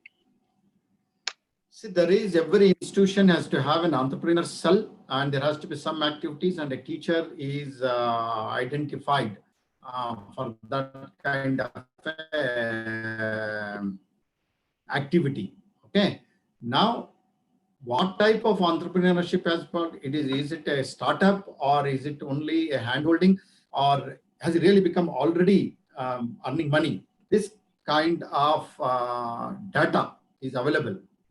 That will be sufficient for him to show. So one more question, sir. Yeah.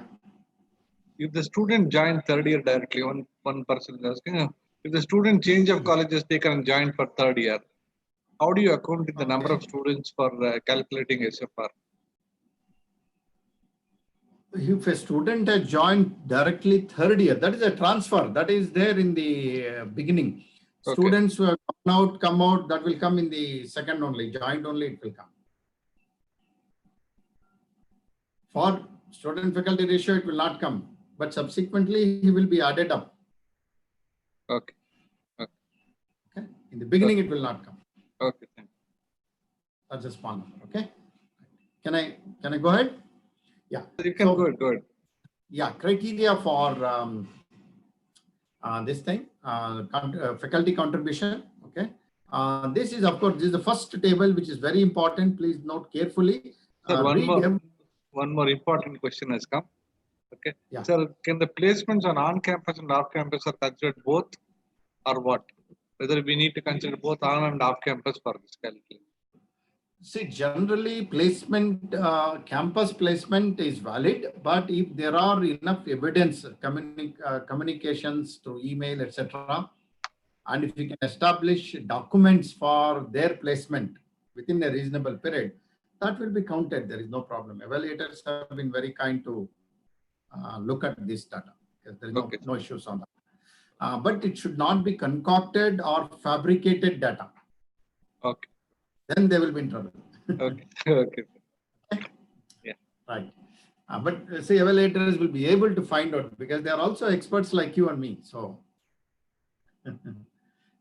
Right. So please carefully look at this data and give every details of your teacher, whoever is their name of the faculty, degree, which university, qualification, how many, what designation, date on which designation the professor has done, what kind of activity has done, and importantly, last, currently associated, yes or no.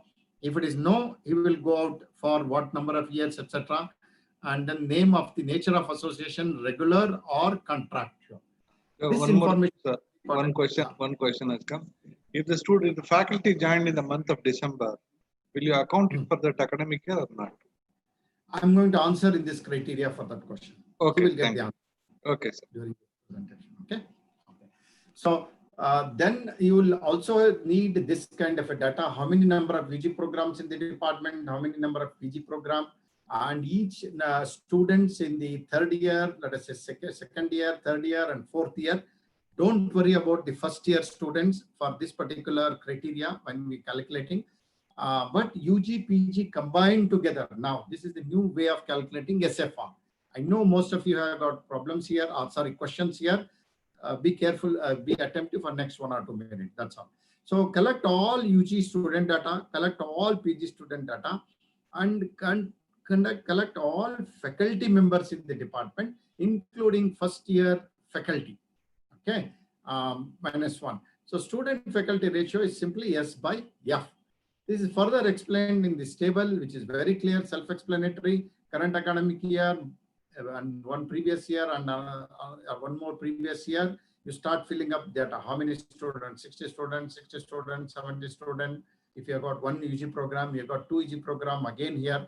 But you have got only one UG program, it will come, these 3 will come here. And if you got one PG program, it will come here. If you got 2 PG program here, if you don't have any PG program, only this data.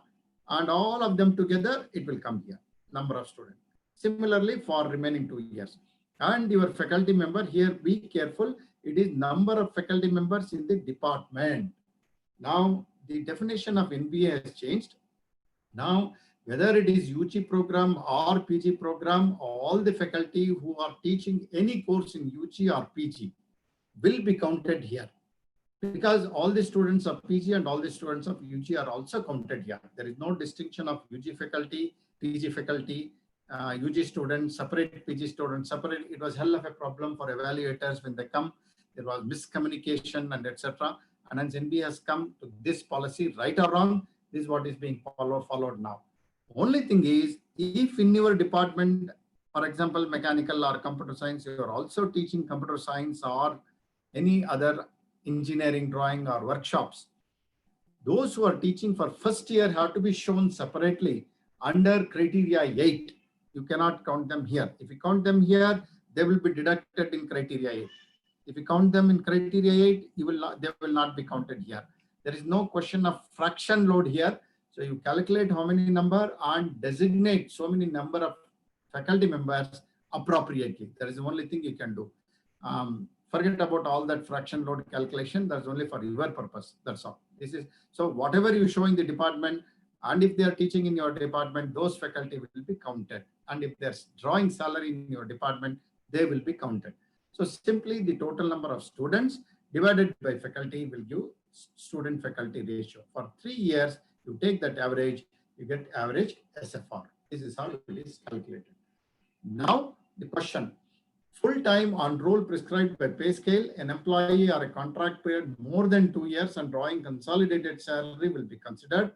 Prescribed pay scales of ACT, they don't talk about 5th, 6th, 7th, etc. In this country, Bengal still have a 5th pay commission and some other, etc. So it's a state subject. So it's only pay scale. Whatever agreement between you and your institute is looked into, but it has to be consistent. Now, there is also faculty guidelines given here. Now, this is there from the NBA website. You can download under downloads of the nbaind.org. So very clearly shown what type of faculty requirement, 75% regular and 25% can be contractual. The contractual faculty has to be there for 2 consecutive semesters, but he should have been joined this institution before 31st of August and worked till April 31st of the next year. Then only he will be considered for 2 consecutive semesters. Idea is Typically, your semester starts from July or August. So by that time, the teachers should have come. And the second semester starts from January or February. And then there are 3 more months, etc. So end of April, if he is there, somebody is there from August to April, they will be considered for counting of that year. And if he leaves in between, he will not be considered. If somebody leaves of April 1st or March 31st, he will not be considered. Even though he has worked between June to December, he will not be considered by the evaluator. That's what I think I've answered this question. So a few more guidelines like that is very clearly written here for faculty. It is also there in the website. People can look at it for any further clarification. Okay. So one doubt, there one question is there. Sure. Yeah. Should we need to consider visiting professor as a faculty? They have now knocked off the title. This one you can see, second one. Contractual faculty doing away with the terminology of visiting. Adjunct faculty whatsoever have taught for 2 consecutive semesters in the corresponding academic year on full-time basis. Full-time basis shall be considered for purpose of calculation in SFR. But guest faculty on hourly basis, if you have given, and if you have used them for 50 hours, there is marks elsewhere. I will come to that later. You follow? One more question is there, sir. Full time. Yes. You can consider for SFR. If they are not contractual full time, they will not be considered for SFR. Sir, one more question is there. Suppose the student get detained. Suppose you join 100 students in first year, only 60 students will go without backlogs, and 20 will go with backlogs. The remaining students go detained. If they join next year, whether they need to be considered for SFR or not, how to consider? See, SFR is considered once they join here, wherever they join. Yes. Say, for example, current academic -1. This is your 3rd semester students, let us say. Yes. Okay. First one, 3rd semester, 5th semester, 7th semester. Okay. So whatever may be the number, you have to add all of them. Okay. Because you are teaching them. Okay. They may have a USN of the same students, or they may have a USN of 1 year behind. Okay. So if these people have come here, you count them here. If these people fail and come here, you. Okay. So one more question is there. Please so go ahead. Ask. No problem. We'll answer. Can principal be considered as a faculty of the department? Good question. Is he a principal? Whoever is asking? mostly probably. Okay. It's a good question. Wherever we go for evaluation, this is a normal question. Principal cannot be considered for calculation of student-faculty ratio. No way. But the contribution of principal for academic purpose, let us say he is supervising students and teaching 1 or 2 courses, he has published paper, he has developed a patent, he has developed any product, all that will be counted. That is what it's coming in the next subsequent sections. Okay. Okay, thank you. Academic contributions, yes. SFR, no. Because principal is a separate post. He will not come under professor, because cadre ratio is professor, associate professor, and assistant professor. And if the faculty is on sabbatical leave? They can be considered. Yeah. Proper leave, yes. Okay. Okay. Okay. Yeah. So once you know student-faculty ratio, you have marks cut out here. So up to 25, less than 25, 24.9 also you get marks. But once you get 25, you're knocked off, you get 0, and not necessarily 0. You're also knocked out of accreditation. So nowhere you can cross this 25 student-faculty ratio. That is the issue here. Okay. So you will not get accreditation if your SFR is more than 25. 1 year it can be, but average of 3 years, if it goes beyond 25, you are not going to get accreditation, because that is one of the criteria I will show you later. So next, subsequently, these are all simple calculation. These are called cadre ratios, because typically we want 1:2:6. Okay, if depending upon the total number of students, you can actually calculate the total number required correspondingly. and you have to identify how many of them are there with you. So this is required faculty and this is available faculty. So you take a ratio, and if you fill up all those values, you will get, and appropriately you are going to get these marks. Now, I would like to draw your attention here. Professor, if you meet, if one is required for 60 students and 120 intake is there, it is 2, and available is 2 and required is 2, you gain significantly here, okay? Because the weightage is 1 here. Associate professor is only 60% weightage. Even if you have got 1 less available, it is not going to hurt you. Even assistant professor 1 or 2 is less, it is not going to hurt you because weightage is less here, okay? Then you multiply by this factor to get that marks of 25. But if your professor themselves are not there, then you are in serious trouble as far as scoring marks here. But otherwise, 1 professor or 1 associate professor has to be there to get at least 3 years accreditation, if not 6. So this is how it is calculated. And then another important thing is qualification, because teacher qualification is very important here. So heavy weightage is given for PhD and some weightage is given for MTech. BTech is knocked off here, okay? So more the PhD, you are going to score more marks here, obviously. Okay? So then retention is very important here. How many faculty members, because attrition is important, of course, except few IT related branches, attrition used to be very low in most engineering colleges. Now even IT related branches also have stabilized, I would say, wherever we go. So most of the time, 90% of the faculty will continue year after year. Let us say current academic -2, and then I check it -1, and I check now current academic minus. Let us say 30 people were there. Here only 26 people were there. And then again 26 people were there. I calculate the percentage and see what kind of marks you record.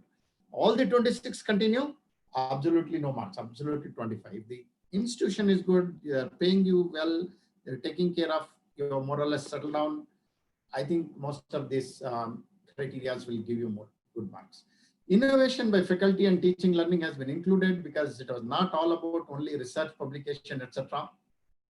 We realized that in this country, there are fantastic teachers who innovate, and any such things, if it is documented here, either instructional methods or assessment, whatever it is, and explain and show that evidence, you are going to get good marks there.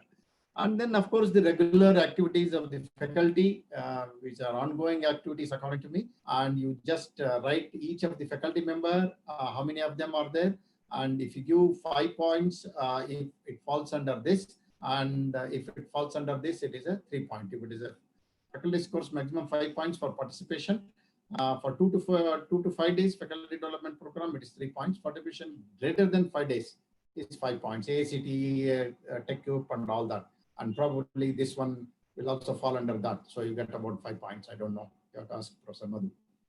So you have to write all that for 3 academic year, but luckily it is only 50% of the people here, required faculty. So total sum, all those points divided by 50% of the faculty. If you are total 30 people, divided by 15. So you get these marks. Mostly people get good marks here up to 12, 14, etc. So this is a simple table where you will count. So when evaluators come, they will actually ask, if you give them 5 points here, they will ask why these 5 points, what is the evidence? So you have to create a file and show it to them. Research development, it is straightforward. How many number of PhD? Sir, sorry to interrupt, sir. The people are asking, does the online FDP is counted in this calculation? Which has started now. I don't know. I think it is counted now because ever since FIAM and NTPL courses have been made counted for credit for students, they will also be counted for teacher henceforth. Okay, thank you, sir. Okay, there may not be a guideline as of now, but it is likely to come. Don't worry. Okay. Okay. So academic research, PhD guided, PhD supervised. So if you are a faculty or guiding your students, you will also get. And if that student happens to be your colleague, he will also get marks here. So, and then of course, whatever publications you do in a refereed journal and citation, particularly Scoopers or Web of Science, will be counted, and paid journals and all that. Paid journals, Scoopers Index, SCI will be counted.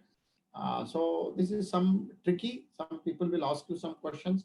But best thing is to go to Scoopers and get your author index, author file, and show it to them, put it in order, and generally you will get. So quality of publication and documentary evidence will give you the marks here. That's what evaluators will be looking at it.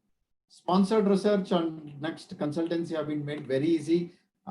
Just in 3 years, whatever may be the number of faculty members put together, if you have got more than 20 lakhs, you get 5 marks.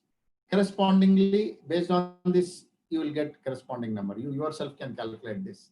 Only thing is you have to show the evidence. If you have got an AICT funding, you have to show AICT letter and the money trail, when money came and for what you spent on it on a separate account. Generally, they will ask you the money trail.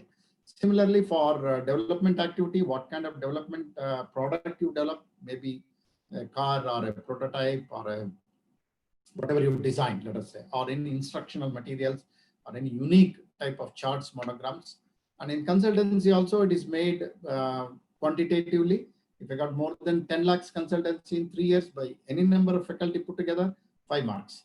And correspondingly, you will get less marks here. And finally, not but one, faculty performance appraisal development system. AICT has developed a nice system given there. If your institute follows it, fine. You have to document it properly because it's a system you are writing. But more marks will be given for implementation and transparency. So they will ask you, did you check it? How many people sat together and evaluated your faculty? Was there a carrot? Was there a stick if somebody has not done well? Some kind of a, that kind of a things can come there. So visiting and adjunct faculty, somebody asked whether they can be counted for SFR. No, they cannot be counted for SFR, but you get about 10 marks here, let us say. So adjunct faculty or visiting faculty, if they are coming and giving lectures on a particular specialized courses, I know these people are very important because we use them. We actually request them to come and give very specialized lectures, but document it whenever they are come. Put it in an email or put it in a timetable and document it. And if you have paid them some money, very nominal money, doesn't matter what you pay, nobody will ask you. Whatever you have paid, some kind of a trail are there. Show them about 50 hours, and for each semester, you can actually get about 10 marks here easily. So moving on, these are not going to take much time. Henceforth, I will quickly wind up because these criteria are. One more question, sir. Yeah. Pradeep has asked, the Department of Civil Engineering does material testing and third-party inspection for contractors. Does this can be considered as a consultancy? See, material testing does not come under consultancy. That is only testing, laboratory testing. But third party will come under consultancy. Okay. Okay. Material testing becomes routine. Consultancy means if you would have used either your laboratory or your own skills or any computation technology to arrive at a conclusion and then suggested them to do it in a way, that is actually forms consultancy in any branch of engineering. And one more question, sir. For 60 intake, what should be the faculty cadre ratio? 1 to 6? No, faculty cadre ratio, sir. Faculty. I'm talking 1 professor, 2 associate professor, 6 lecturers, assistant professors. For 60 intake. Yes, okay. 1 to 6. Okay, thanks. For NBA. That was shown in cadre ratio. In that slide, it is there. Okay. Okay. Can I move forward? Yes, sir. Yeah. Okay. So we are already cross time, but I will take another 7 to 8 minutes to close this. Don't worry. Okay. Adequate, well equipped. So this is all your equipment. Whatever your equipment, laboratory, etc. is there. You just have to fill up this. So this is only filling up and not much of writing here.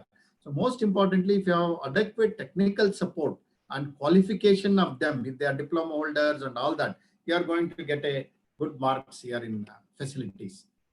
So then, of course, laboratory maintenance and other facilities created, particularly if there are any good project laboratories, etc. So all that has to come in criteria 6. So for undergraduate program, they specifically ask for project laboratory. It is almost 25 marks here. I have not put here. In the SAR, you will come to know. And what laboratory, why was it created, how many students use.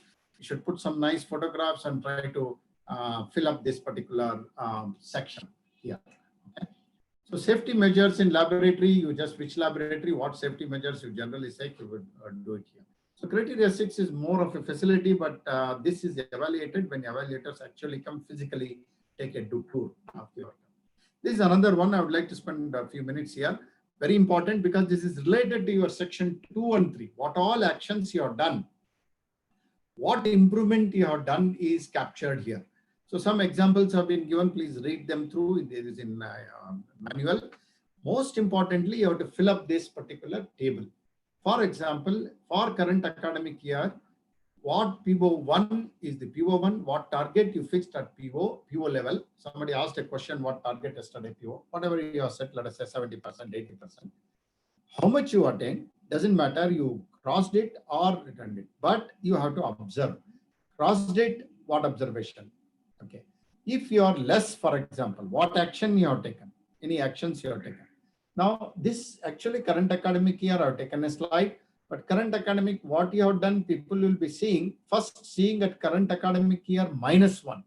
So if you have written something in the previous year, they will come here and check whether you are trying to follow that. That is important. So there has to be some consistency. A senior faculty who understands what is continuous improvement should apply their mind and then try and write this and communicate. Doesn't matter what actions you are proposing, whether they have materialized this year, they are not likely to materialize this year, maybe next year, etc. Doesn't matter, but how much effort has been put becomes a basis for the evaluators to judge this particular criteria. In addition, of course, as a program or as a department, what kind of systems you have? Do you have an academic audit? What kind of audit you do? Is it academic audit or a system audit? Now, most institutions or department do system audit. System audit means, did you conduct tests? How many tests were conducted? Like that. There is system audit. Now, we are not looking at only system audit. Academic audit. What type of questions were given? Was it as per the, if you are following Blue taxonomy? How much was covered in the syllabus? In the first test, how much was covered? Second test was covered. Was the questions were repetitive in nature? Were they of apply, analyze, etc. nature? So that kind of academic audit is expected from preferably experts from outside your department. If it is done, if it is possible to do that, fetches you almost full marks of 10. Otherwise, people may reduce some marks because there is a scope for improvement. That's all, nothing more than that. Then, of course, this is a simple data placement higher to entrepreneurship for 3 years. You will collect the data and simply put it in a table nicely given in the SAR. And finally, quality of students, you will get it for current academic year -2, -3, -3, -2, -1, and what kind of students you got in terms of your CET or COMEDK or JE or whatever type of admission procedure you have in your institution. You simply put it in a table and this forms the criteria. Now this constitutes the total program criteria, because I went a little slow because this is the core, this is the essence of all the accreditation. Whether you make or break of accreditation depends on the 7 criteria, how much you score. Out of this, in criteria 5, which is faculty, what you are contributing, at least 40% of marks have to be there. Otherwise, you are not in contention of any format accreditation, whether it is 3 years or 6 years. You must get about 40% in criteria 5, which is faculty criteria. Other can be more or less, okay? But for 6 years, there are other criteria. We'll see it later. So first year, I'm not going to spend much time. This is generally done by your basic science or basic science engineering group, physics, chemistry, maths, or any other HR, music, etc. They come together. But the departments will assist because you're also teaching some of the courses. But the way it is done is exactly same what has been explained from 1 to 7. So here you will generally look at it, their faculty student ratio. Here I told you whoever is teaching for first year, list of people. For example, let us say physics, all of them are counted in first year only. The chairman of the committee will be generally examining this criteria 8, 9, 10. Okay. So the other 2 people will be there in the department most of the time. So you have to give him and they generally cross-check at the end of the day in the evening whether the faculty members given for first year and faculty given in the departments are the same or are they different. So you have to preferably give a separate set of faculty, then there won't be any problem for you. Okay, that is the first thing. So let us say physics, chemistry, etc. will be counted straight away. For example, mathematics also you can give here. Even though mathematics, one teacher is teaching for 5th semester, you count them in the first year. Department, you keep your own faculty. It is possible to do that way. So faculty-student ratio, but calculated exactly the same way. Qualification is same way. 5x plus 3y marks are the criteria is slightly different. And then academic performances of first year, same way, mean divided by the total number. Attainment of course outcomes for first year courses, physics, chemistry, maths, environmental engineering, professional ethics, everything, whatever it is there. And whichever POs they correspondingly attribute. Generally PO 1 and 2, most of the courses cover in what is taught in first year. In addition, maybe professional ethics or something else may be covering other POs. So that has to be there separately and articulated and presented to the chairman. And how you are calculated, you show generally an institution form follows the same type of calculation. So the first year people will also do the same thing. Okay. And then the attainment programs are presented in this kind of formats and show them, you will get the marks for that. And what action you have taken again from current academic year to -3 to -1. So this is continuous improvement. So all criteria 2 to 7 have been incorporated in one go in this particular criteria 8. Because first year activity was gone unnoticed earlier formats. So hence this was brought because it also forms at least 1/4 of the activity of the students, and hence it is counted here for 50 marks. So this can be filled up the way exactly done earlier. Sir, then the remaining criteria, Sir, before going to the criteria 9, there are some questions are there again. Sure, we'll finish faculty cadre ratio for first year. What should be the faculty cadre ratio for first year in for physics, chemistry, and mathematics department? Question is there. Say 1:25. They cross 1:25, they are in trouble. Including the basic engineering sciences. Yeah, basic engineering sciences only is calculated in first year. No, physics, chemistry, maths, Okay, yes, playground, whatever they are contributing. Plus, suppose civil, there may be 2 people contributing there. Okay. Mechanical, 2 people contributing there, like that. Okay. And one more question is, there's a placement officer can be shown as a professor in the department. Yes, he's a professor and then only deputed to placement. So he can be shown. Okay. Generally, it's like that. Very few places there are hire an MBA graduate externally. Yes, sir. Thank you. Any other questions? Yes, sir. Yes, sir. Thank you. Okay, right. This is, of course, this is system-wise, institutional. So mentoring system, what kind of mentoring system, proctor system or career advancement, number of faculty mentors, students per mentor, etc. So please mention all that. It will be there in your booklets. Generally, all institutions will write what kind of facility we have. Pick up that and present it nicely in this 9.1. We'll be looking at that kind of a data. Whatever it is, data you show, this mentor booklets, etc. You have to show. Somebody asked earlier, feedback system. Somebody asked a question that feedback system.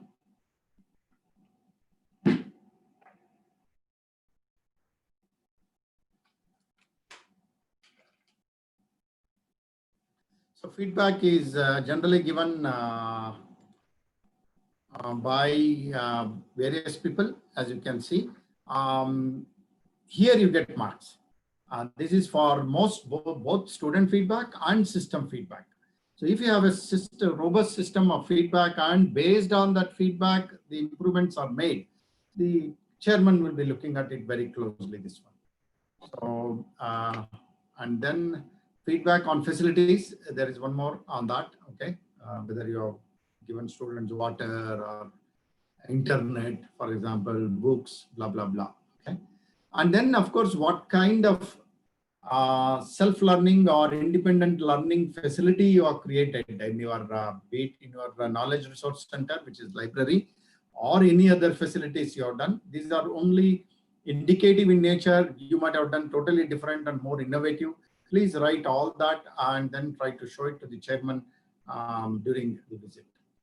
So career guidance placement training, I think most institutions have got this particular thing right. Wherever we go, this will be generally a lot of buzzing activities will be going on. So explain, but whatever you have, please explain in your self-assessment record, because unless you write, put some photographs and make it attractive, your evaluators are not going to look at it properly.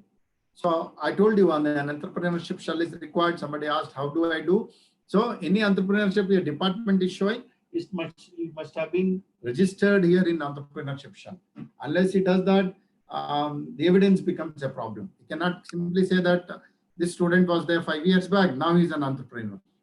Maybe a difficult to count. Plus, what kind of co-curricular activities are done at institute level? BMS has got one of the very popular program called Utsav. So more than 30,000-40,000 people will gather, collect some nice pictures and what kind of themes they have done it, etc. Because these any student activities you show, generally people are happy. So you have to write all that, whatever you can showcase to enhance your value. You can bring in this particular sub-criteria. And of course, other than that, any activities of NCC, NSS, and any other clubs, for example, now social club, environmental clubs, mountaineering clubs, and any other activities can be brought in here. Lastly, sir, how before going to 10, one Madhavi Reddy, she is asking many questions. Whether the in-house FDPs can be shown for counting the FDP attended. In those FDPs, if they are funded by ACT, TechCube, or any other agencies, can be shown. But you simply say that we conducted one FDP for our own 5 people, 10 people, that becomes little difficult to comprehend. It might have happened, it might not have happened. Okay. So the kind of FDP you are doing, nobody can question, no. Yes, sir.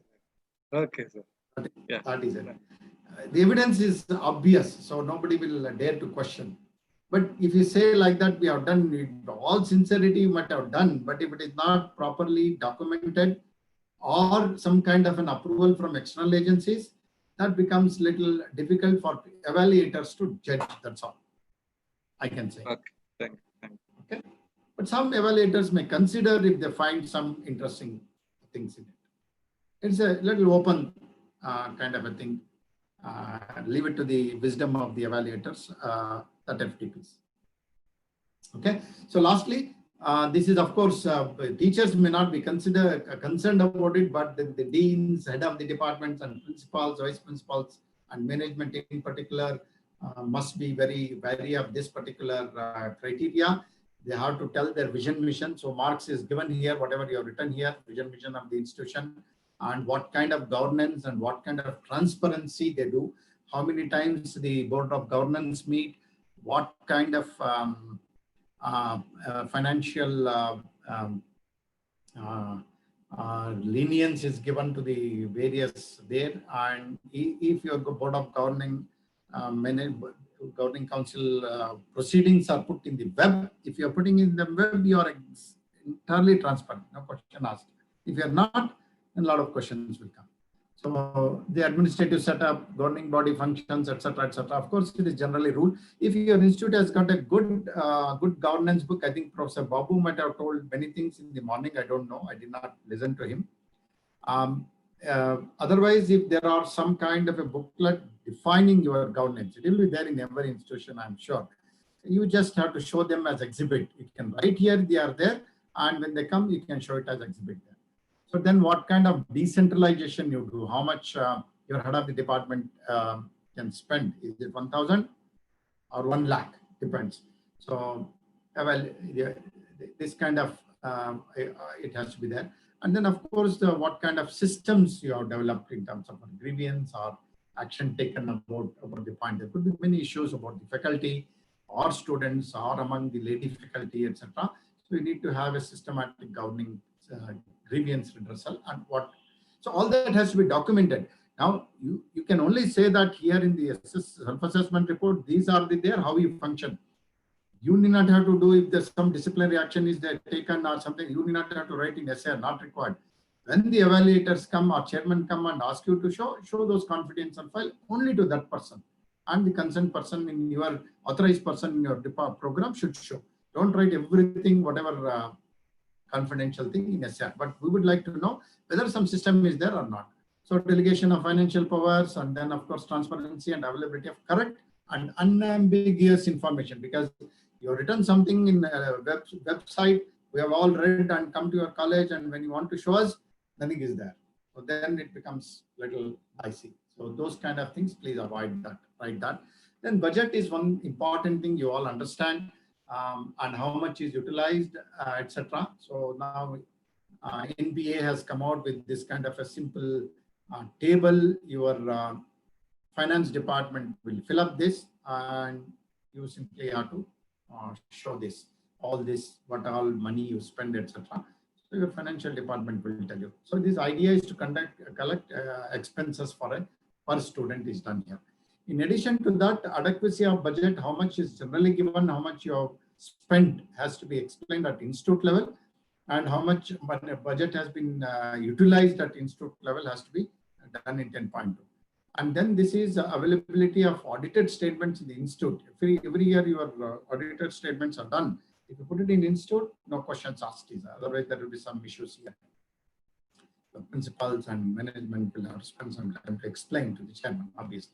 Then there is one more called program specific. This is concerned with the head of the department and NBA coordinator of the department. You collect this information from the institute, because every year you get some budget, obviously, and you might have utilized. Obviously, whatever you have put in for any allocation, the invoice will be there and bill generated will be there, paid money. Both you keep it in your department and show it, and show this budget in that utilization in the similar format. The format is there. I'm not shown here in self-assessment report. The simple format is there for how much you are done for programming, how much you are done for equipment and all that. Okay. So budget is there for about 15-20 marks.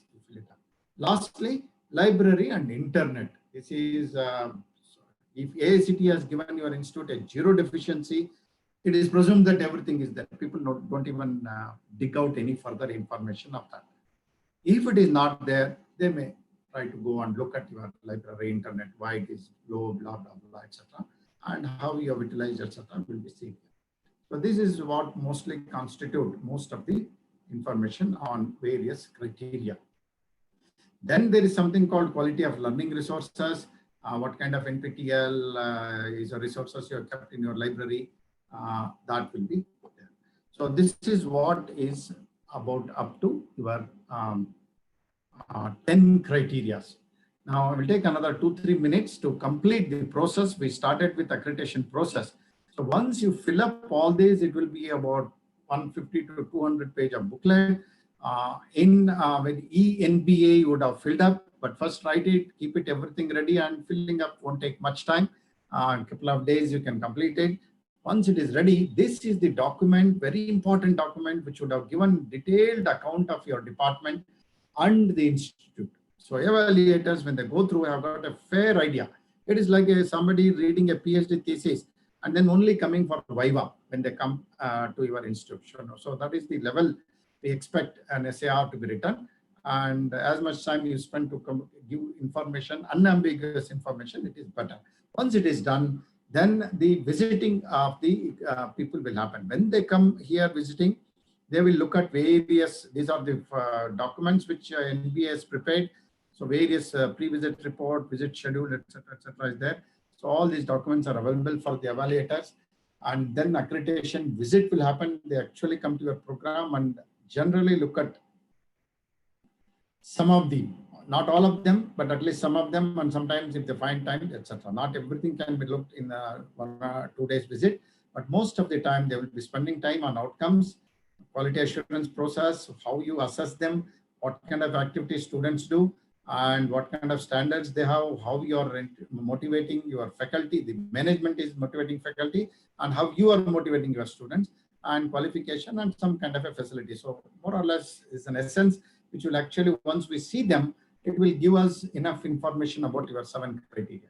And once it is done, the 2 evaluators at the end of the second day will fill up the corresponding marks, compile all the marks, whatever it is there.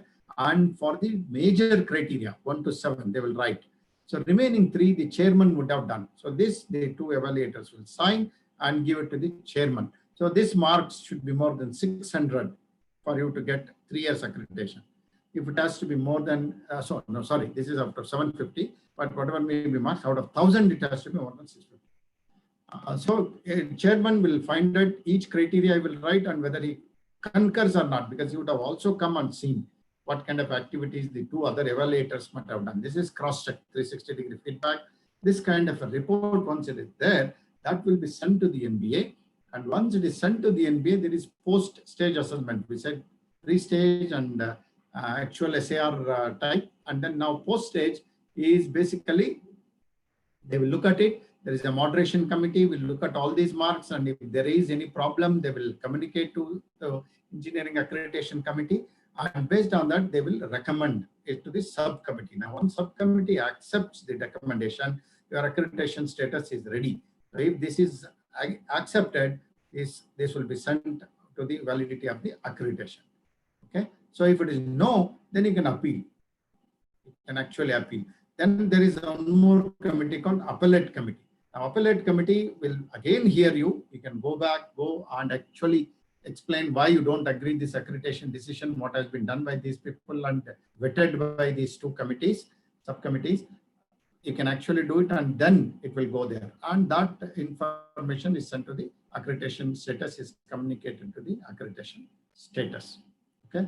So once it is done, if it is yes, then submit the compliance report 6 months prior to expiry of the validity of accreditation. Validity of accreditation, if it's 3 years, 6 years, is communicated to you, and that's how the process is complete. The award of accreditation, I told you, I will spend only 1 or 2 minutes. It's done here for Tier 1, Tier 2, and also PG program. I have given it only for input. For Tier 1, for 6 years, which is little stringent, you need, these are the criteria. See, whether you got 700 marks, 800 marks, doesn't matter. Unless, if you are a Tier 1 institution, you got 7 Ys and compliance, more than 75% of the marks, and no zeros, no deficiencies, weakness and deficiency 0. You're not going to get accreditation. Your faculty PhD should be more than 30%. Student should be more than 75% at program level, and at institute level with other program, other discipline also 60%. And student faculty ratio has to be 1:50. And we see most of the time we don't meet this, and particular this in Tier 1 institution. 2 professor, 1 professor, and generally HOD is generally met in most institutions. If you are a Tier 2 institution, 30% is there. Here you have to get 750 marks for 6 years. And you have to get 60% of the marks in criteria 4 to 6, means student criteria, faculty criteria, and facilities. You have to get 60% of the marks. And then you have to have this one. So then you will get PG, of course, it is written. For 3 years, which is easy, most programs are getting this. It has been made a little more, apart from the students' criteria. PhD has been made only 20% for Tier 1. It is only 10% for Tier 2. And student faculty ratio, recently, about a year back, this was made is to 1:25. Earlier it was 1:20. Now it has been made 1:25. Here you have to have at least 1 professor or 1 associate professor.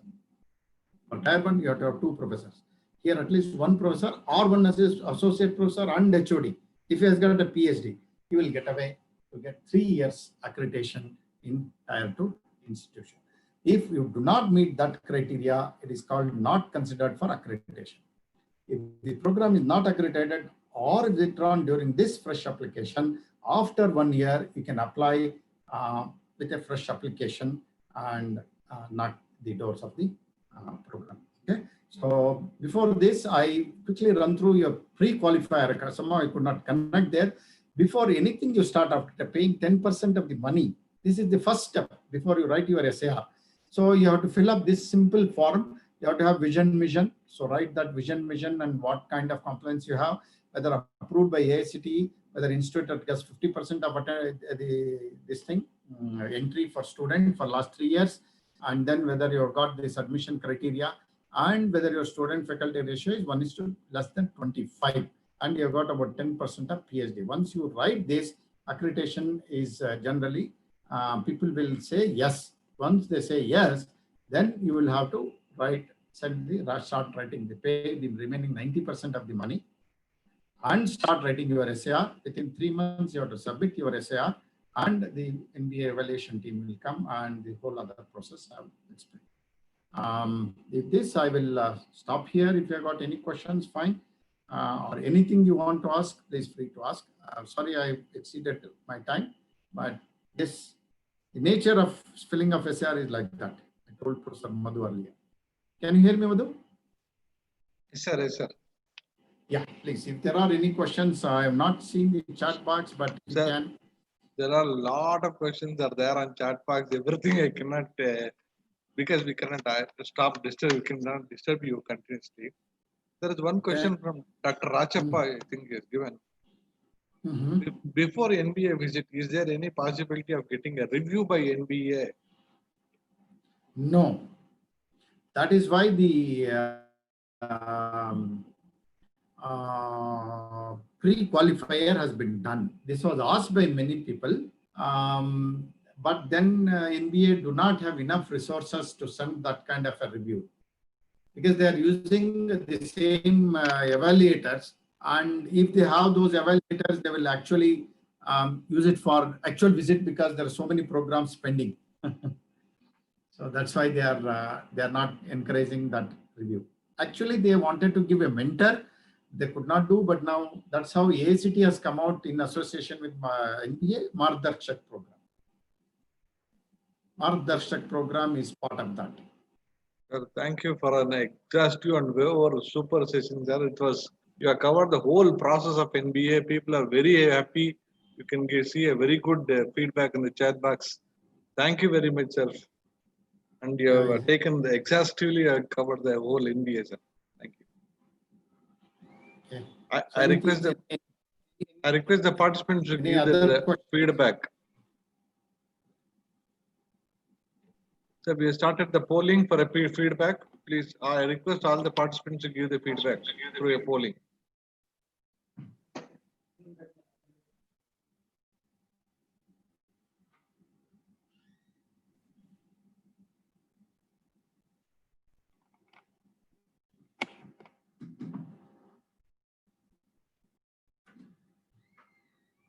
If there are any specific questions, meanwhile you can ask something which we missed.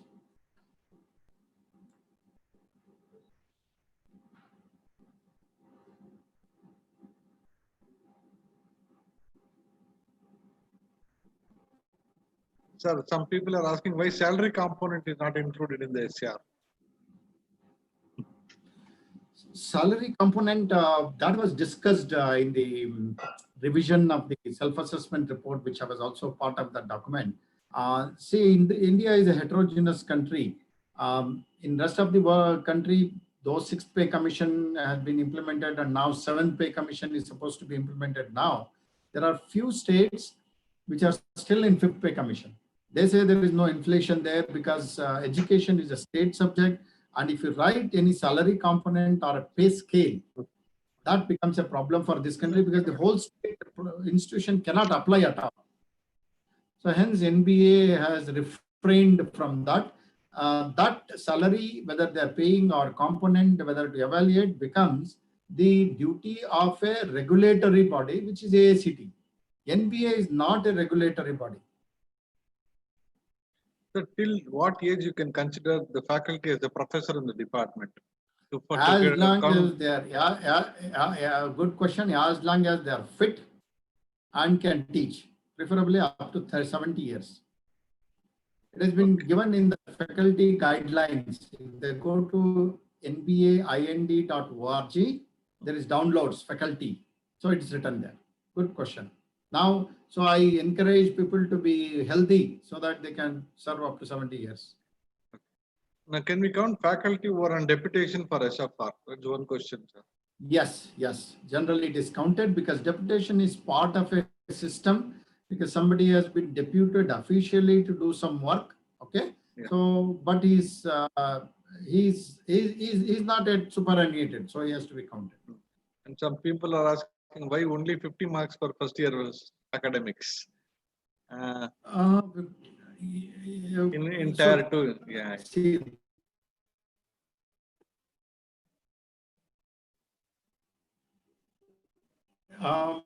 Because see, first year contribution to the program accreditation is that much only. In terms of program outcomes, only 1 or 2 program outcomes are likely to come in first year. That was the idea. And one more question, sir. How many times we can submit a compliance Somebody's for subsequent accreditation?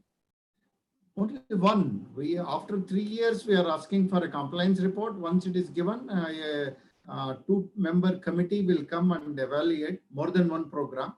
Okay, and if they are on track and have done whatever they have promised, and 3 more years of accreditation is given to them, and that's it. And then after that, it has to be a fresh application. Okay.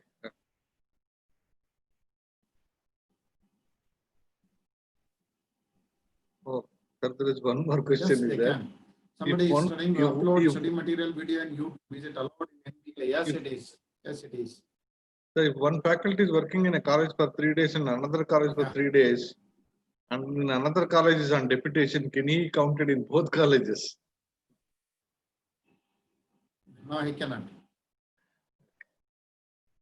I No, think no, that is illegal. He cannot be. Yeah. Either he is in this college or on deputation in that college. Yeah. Sir, audio is Deputation is not permitted in India. Audio is not clear. One more question. Sir. Minimum, how many meetings to be conducted to frame vision PEO? How many meetings has to be conducted to frame a vision PEO? Okay, with the various stakeholders. Minimum how many now? By 2, 3. See, generally when this process is happening about 6 months or 1 year, people might have met at least 3, 4 times. So 2 to 3 is what we generally expect. Okay. At least 2 to 3 meetings. Yeah. Okay. Not handwritten by themselves. Yes, sir. Proper meetings and record of that. Preferably if they're invited on email is still good. Yeah. Sir, I think there is a lot of disturbance coming from your How much important? How much important means it is very important, obviously. Okay. Thank you very much, sir. So hope it was not boring. No. Yes, sir. It was very, very interesting. Thank you very much, sir. I think you can see our poll results only.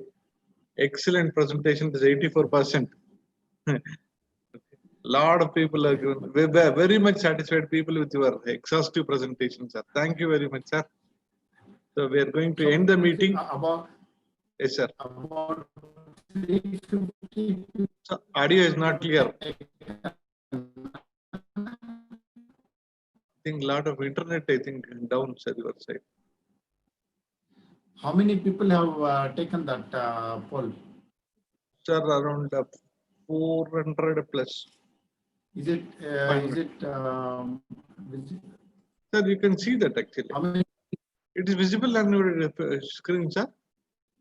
It is visible on your screen, I think. Oh, okay, excellent. Okay. And many people are unable to get this because of there is a blockage in pop-ups.